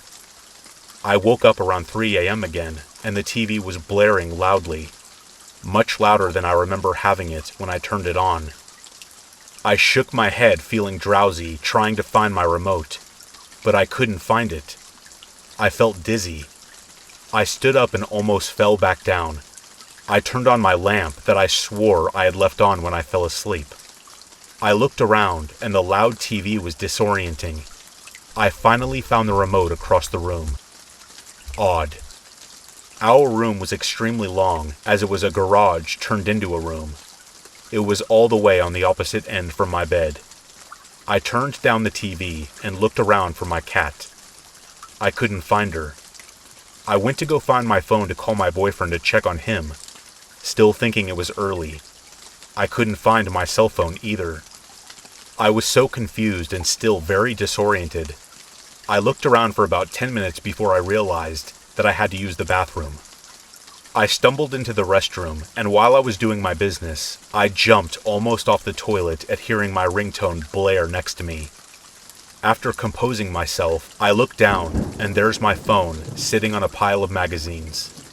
The last time I saw it, it was next to me on my bed, on the charger. I picked it up, confused, and I look at the missed call.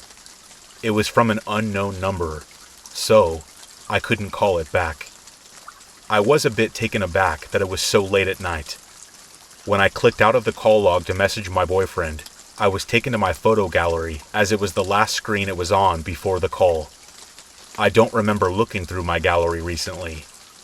At the time, I had an older model cell phone because I hadn't upgraded to a smartphone yet. It was a simpler slider phone. Remember those? I finished my business and walked back to my room. I looked back down to my phone and I noticed 3 new video files in the gallery. They looked dark, and I couldn't really tell what it was.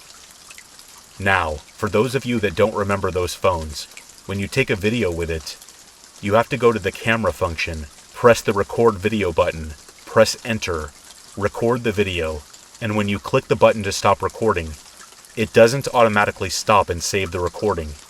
It asks if you want to save or delete it, and you have to physically choose the option you want. If you click save, you are then prompted to name the file and then click save. I have a point to why I'm telling you the function of my phone. When I clicked on the first video, I couldn't tell what it was, but I continued to watch. I started to hear mumbling and whimpering, so I put my ear back down to the phone to listen harder. It started to get louder, and it sounded like me. I felt my blood go cold when I heard myself beginning to whimper and audibly cry, like I was in pain. mumbling about, "Please don't hurt my daddy," and "Please stop." I couldn't understand most of it, but I sounded terrified. I looked at the screen, and I can finally see the backlight of the TV on my face. Barely. I could make out that I look like I'm asleep, but in a really bad dream. I was moving from side to side, making these noises and terrified whimpers, screaming every little bit or so. The video ended, and I immediately clicked the next one. It was the same thing, only this time I realized that whoever or whatever was holding my phone and recording me was right directly above my face. They would have had to stretch out their arms very far over the edge of the king-size bed to achieve this angle, or be standing on the bed above me. The phone kept moving into my face, close up, not zooming, physically moving right in front of my face. I was even more terrified in this video, and my pain seemed louder. The third one was the exact same, only I was screaming bloody murder in this one, and the TV was up very loud, in the state I found it when I woke up earlier. It was like I was stuck in a nightmare, and I could see the tears rolling down my face. As the video abruptly stopped, I reached up and felt my hair matted to my forehead and cheeks, where I had tears and sweat dry. I couldn't understand what was happening. The reason I told you how that particular phone works was because there was no way I filmed myself in my sleep, and was able to fumble my way through all of the crap to do on that phone. It's not complicated if you're awake, but even in a sleep state, I deem that impossible. The titles of the videos were 9991, 9992, and 9999. I couldn't even fathom what was happening, and all I could do was stare at my phone. I felt like someone was watching me the whole time I was going through this, enjoying it. There was no one in the house, and none of my friends would break into my house, record this, put it in the bathroom, and then leave. There's just no way. I found my cat hiding in the closet, terrified out of her mind for some reason. I scooped her up, put her in her carrier, and hauled to my friend's house. When I told my dad and boyfriend, they said it was probably a prank, or maybe an intruder. All of the doors were closed and locked, no windows broken or open. I felt like an idiot for suggesting it was anything but explainable. They knew I wasn't going back in that house, so we found an apartment and moved out within 3 days. While we were unpacking, I found that camera from the New Orleans trip. I had uploaded them on my laptop, so I quickly deleted them when I freaked myself out thinking about it, but I didn't delete it from my camera. It's been 3 years since this happened, and I still have night terrors and crazy little things happen. My boyfriend is now my husband, and I'm wondering if maybe I brought something back with me that day in NOLA. Did I catch something in my camera, and it clung to me? I don't know. I try not to think about it too much, or I freak myself out again. Like I said, I still have things happen. For example, I closed my laptop while I was writing this to go take a shower. When I came back, it was open. Thanks, Ghost. I guess they just want their story told. I constantly feel watched and hear random noises and not being able to find the source. Friends who know this story suggest I do EVP, or electronic voice phenomenon, but I refuse to ever do a recorder session, as I'm terrified to listen to what they may have to say. Well, there it is. I would send in those videos too, but I am not prepared to let strangers hear me be in that much pain. Believe me or not, I see people talk crap on these videos saying they're fake. Usually, I agree, but I'm a hypocrite. This really happened. I don't care. Just be careful what you bring home, whether it be a stray animal, a stray one-night stand, or a stray ghost. Pleasant dreams.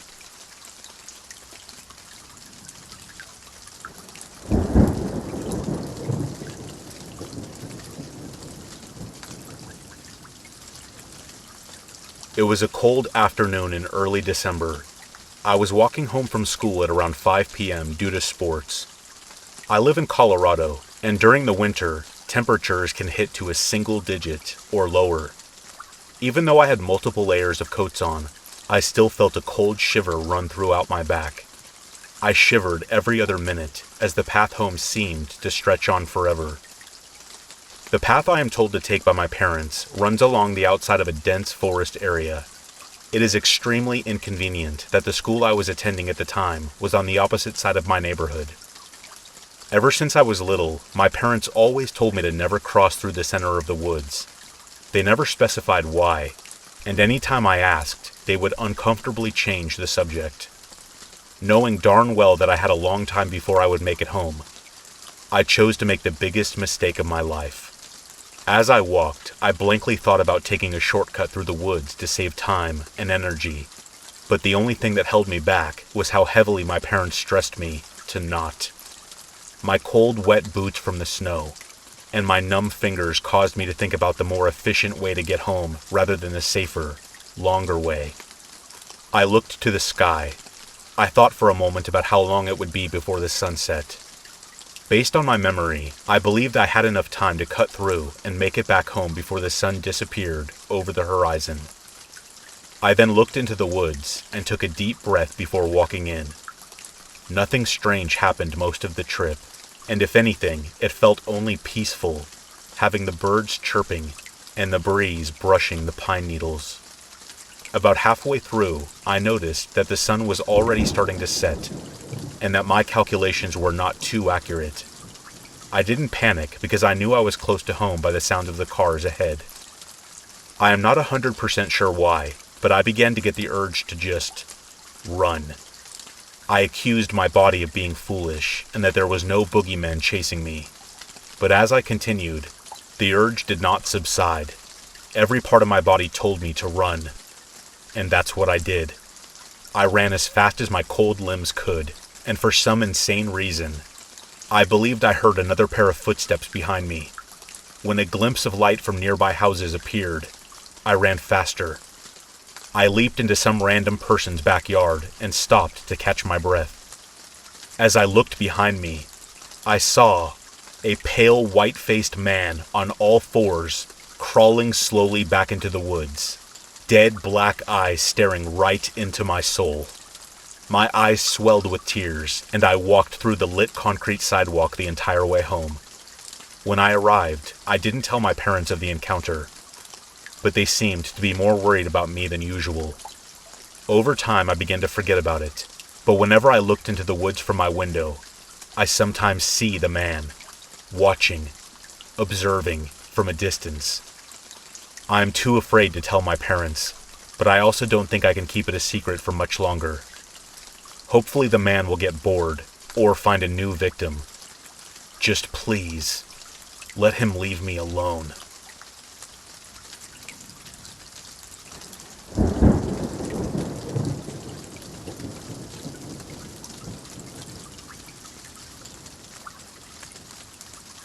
This event takes place in Cedar Rapids, Iowa, during the mid-1980s. What I can say about this is that it was the most frightening experience I have ever had, and I am very thankful that I never found out what the true motives of these men were. I cannot definitively remember the exact year, but it was early summer of either 1986 or 1987. I was around 11 or 12 at the time, and can still recall the fear of this incident quite vividly. I should first start by saying that growing up, I was unusually strong and big for my age. Therefore, my parents were never that worried about me being out on my own, even at an age as young as 11 or 12. Since this particular story involves bicycles, I should start by saying that I started racing BMX when I was 7 years old, as did my friend who was with me during this incident, and continued up until around the age that this story takes place. This fact is important, because I believe those BMX skills are part of what enabled my friend and I to escape unharmed during the incident. When I look back on this incident, I can remember myself feeling uneasy at the time, and for no real reason. I can recall that it was a night in early summer. I get the feeling that it was very close to school ending, as this was one of the reasons my friend and I used to convince my mom that summer was pretty much beginning on that night. My best friend Luke and I were planning on riding our bikes to his grandparents' house and spending the night. I should note that his grandparents' house was a beautiful 4-story house that was a near mansion, built on the edge of the downtown area. The interesting part is that by this time in the mid-1980s, the house was in what was considered to be one of the worst areas of town. It sat all alone, surrounded by medical offices at the very edge of both the downtown area and the beginning of what was considered the dangerous area of the city. Very sad how quickly neighborhoods can change for the worse. But this is vital to the story, as it relates to the reason my mom was hesitant for us to ride our bikes down and through that neighborhood so close to nightfall. I think she was also concerned that our bikes may tempt someone to try and steal them. It's worth noting that I had a blue and white Club Fuji road bike, and my friend had a sweet Super Sport Schwinn. I can't remember exactly how much they were valued at in 1986 or 87, but they were nice bikes, and probably cost over $450 a piece at the time. Kind of spoiled now that I think about it, but we were middle-class kids, and did not understand how much that set our parents back at the time. It was starting to get late by the time we convinced my mom to let us head out. I remember thinking we didn't have much light left, and even some of the street lights were threatening to turn on. I would estimate that it was around 7:30 p.m. when Luke and I took off on our ride to his grandparents' house, which was where he was living at the time with his mom. We grew up across the street from each other, and have known each other since we were 2 years old. We are like brothers. I should also say that the neighborhood where we grew up, and the one we had to pass through to get to our destination, was at the time considered part of the bad neighborhood in town. We felt perfectly fine going through it, because it was our stomping ground, and we knew everyone around there, and the streets, like the back of our hands. The ride should only take us about 20 minutes at a regular riding pace, but knowing how my friend liked to take detours and make stops to get pop or candy, I figured it would take us longer. Now at this point of our trip, we are about 10 minutes in, and having fun just riding around, taking different streets and flying through our old neighborhoods. The only thing I can remember is that it was extremely deserted on the streets. No traffic, no people out and about, which is kind of odd for this area in the evening. There is really no explanation for this, but I can remember it fueled the strange feeling I had from the beginning of this ride. I told Luke we should probably start taking a more direct path to his grandparents' house. Luke said he wanted to stop and get a Gatorade at the Jiffy Mart, which is where we spent a lot of our time growing up, getting our candy and pop fixes. He went inside the store to get us a couple of orange Gatorades. I sat outside to watch our bikes, and as I did, I noticed this creepy-looking van driving around the block. I didn't think much of it at first, other than to think to myself how much it looked like a stereotypical kidnapper's van. After I saw it circle around 3 times, I started feeling a bit nervous, but as I stated earlier, I was extremely strong and big for my age, and my friend Luke was the most street-smart kid I ever met. In fact, he recently spent 5 months in the projects of Washington, D.C., when his mom moved there with her piece of garbage boyfriend.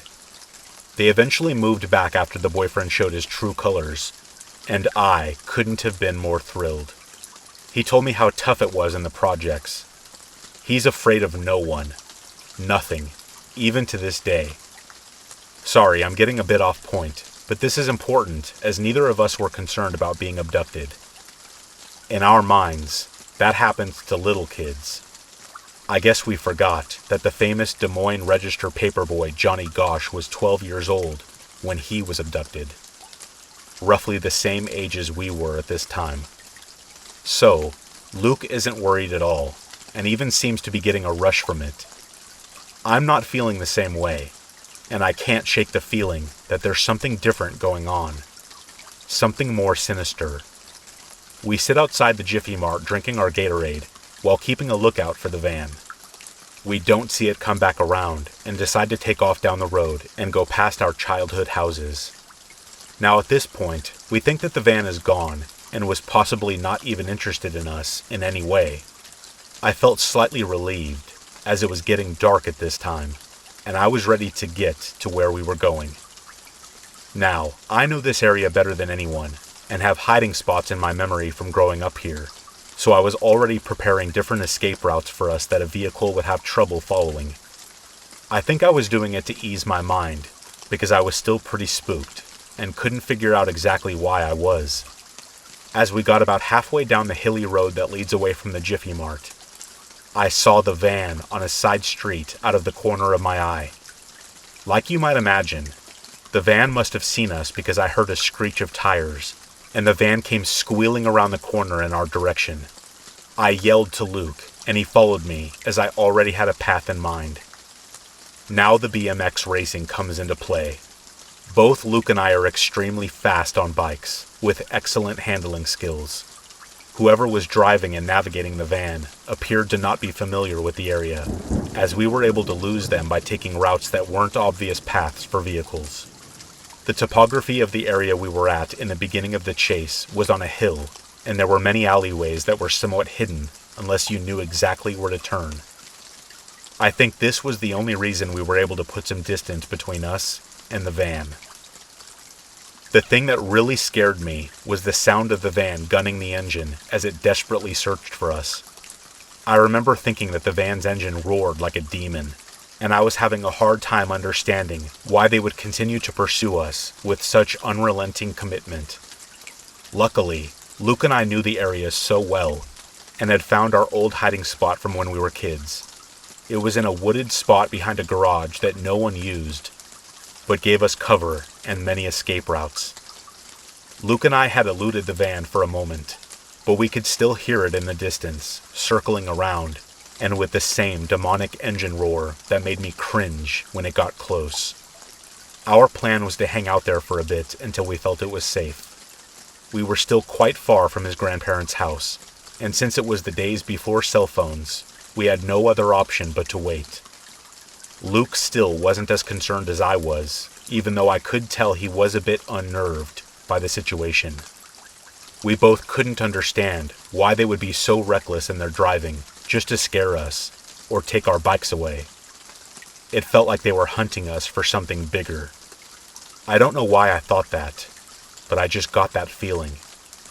So after about 20 minutes of waiting, we decide that the van and its occupants must have gotten bored looking for us, and we cautiously exit our hiding spot. We look around and see nothing, not even any neighbor activity. We head down the alley and make sure we check every route and headlights we see to make sure the van is nowhere in sight. I should describe the van in question before moving on. It was a rather beat-up copper-colored Ford or Chevy van, 1970s or 1980s. I think my fear at the time blocks the detail of it, since the only time it got really close, I was too busy making some crazy maneuver to get away from it. As we get to the street that our childhood homes are on, we decide to go down like we planned, and we reminisce for a few minutes about past memories on this street. We then head around the corner of this street as we are planning on connecting with the road that will lead us straight to the parking lot that connects to his grandparents' home. It's just a couple of blocks away, when I think I see the van cross, roughly 4 blocks down. Luke thinks I'm seeing things, and I can't be certain, but it seems likely, knowing what was to come. We keep on riding down the road, and I am feeling very uncomfortable, like I am being watched, but there isn't anyone around. I still to this day can't believe how strangely absent people were that night, although we did see some guys who possibly saved us. So, we get to the street that will eventually take us to our destination. I'm still feeling anxious, but slightly relieved because we are only 6 or 7 minutes away.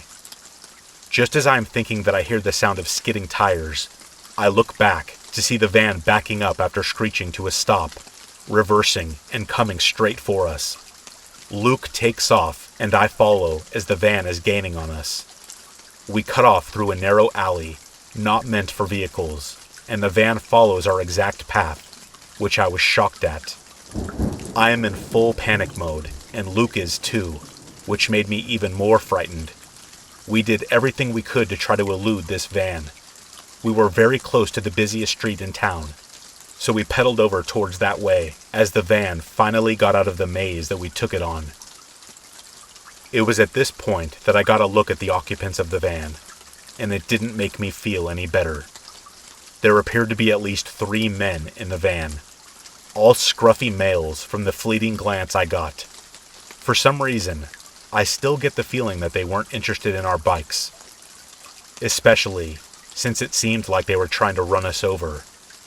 Once we got to the main busy road, we again hid in the cover of people walking around the city sidewalks. I felt safer by all the traffic lights and businesses, but 9:30 p.m. downtown at this time wasn't particularly safe for kids either. There was still an adult theater right on the main road at this time in the 1980s, but at least the perverts running around this night weren't after us. We rode over and hung out by a McDonald's that was crowded and only saw the van briefly as it passed by and headed off into the night. We decided to leave when we saw the McDonald's crew shutting the place down. At this point, we are only a few minutes away from Luke's grandparents' house. Our plan was to ride as far as we can on the busy road until we have to turn left for the last leg of our journey. We are exhausted at this point and just want to get home, so we book it up the road and turn onto the street that leads to his grandparents' house.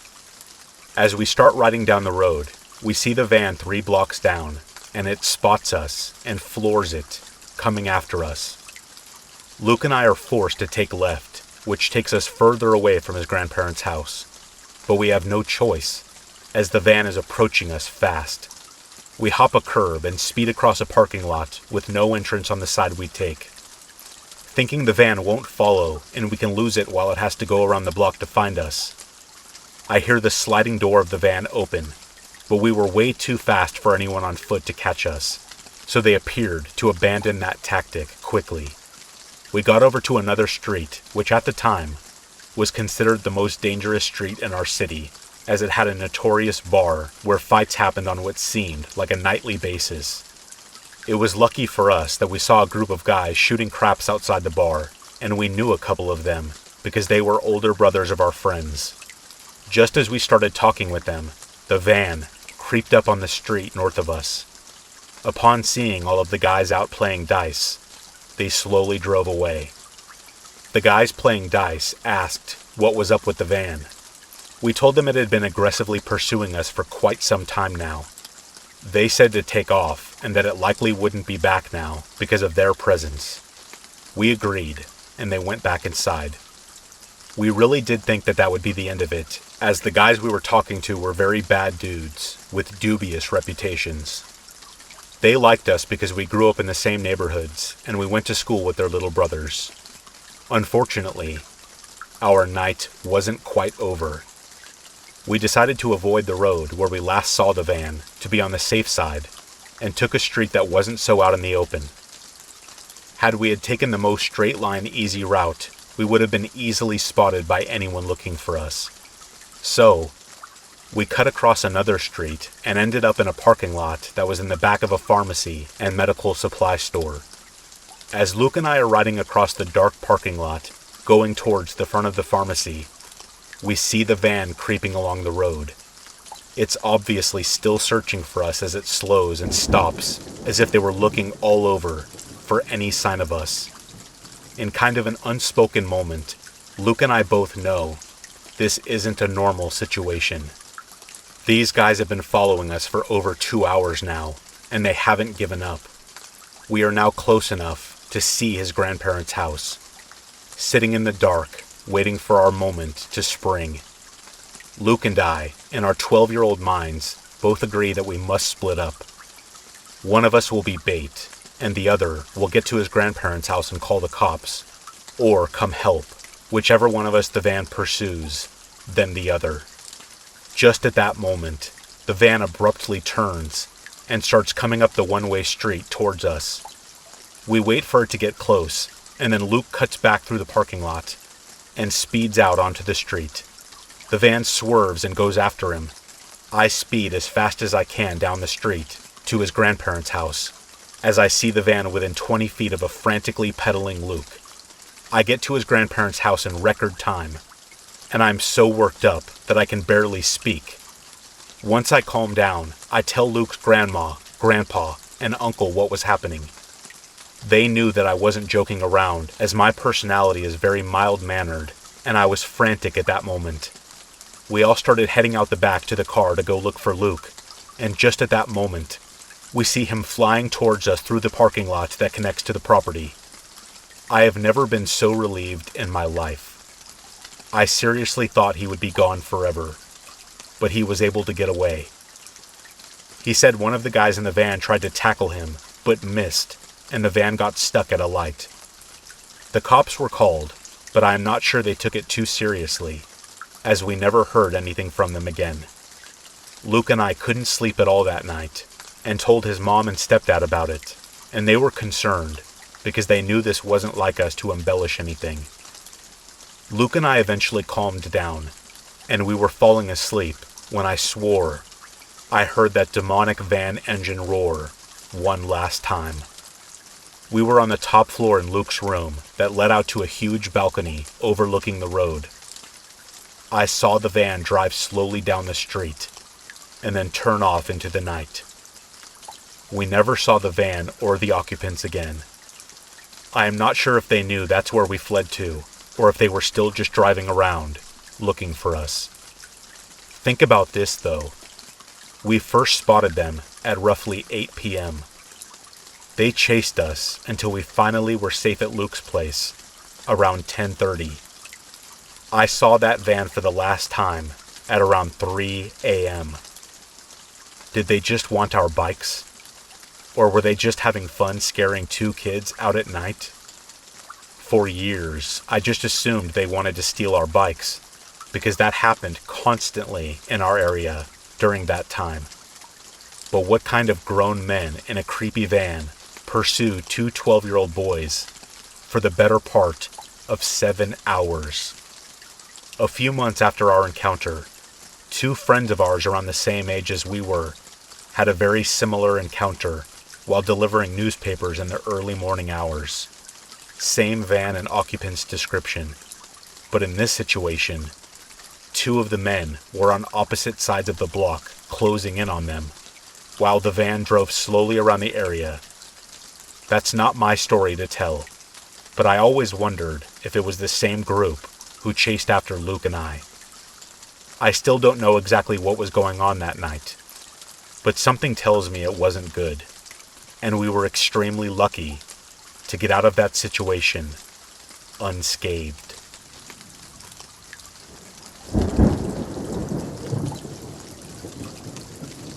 Hey, are you awake? I hope you enjoyed the video. Remember, there's now a new way to listen to scary stories with 0 ads. Check out my new app, Chilling. Hundreds of scary stories, multiple genres, multiple narrators. Available on iPhone and Android. Just search Chilling in your app store. One more thing. Are you sure your front door is locked?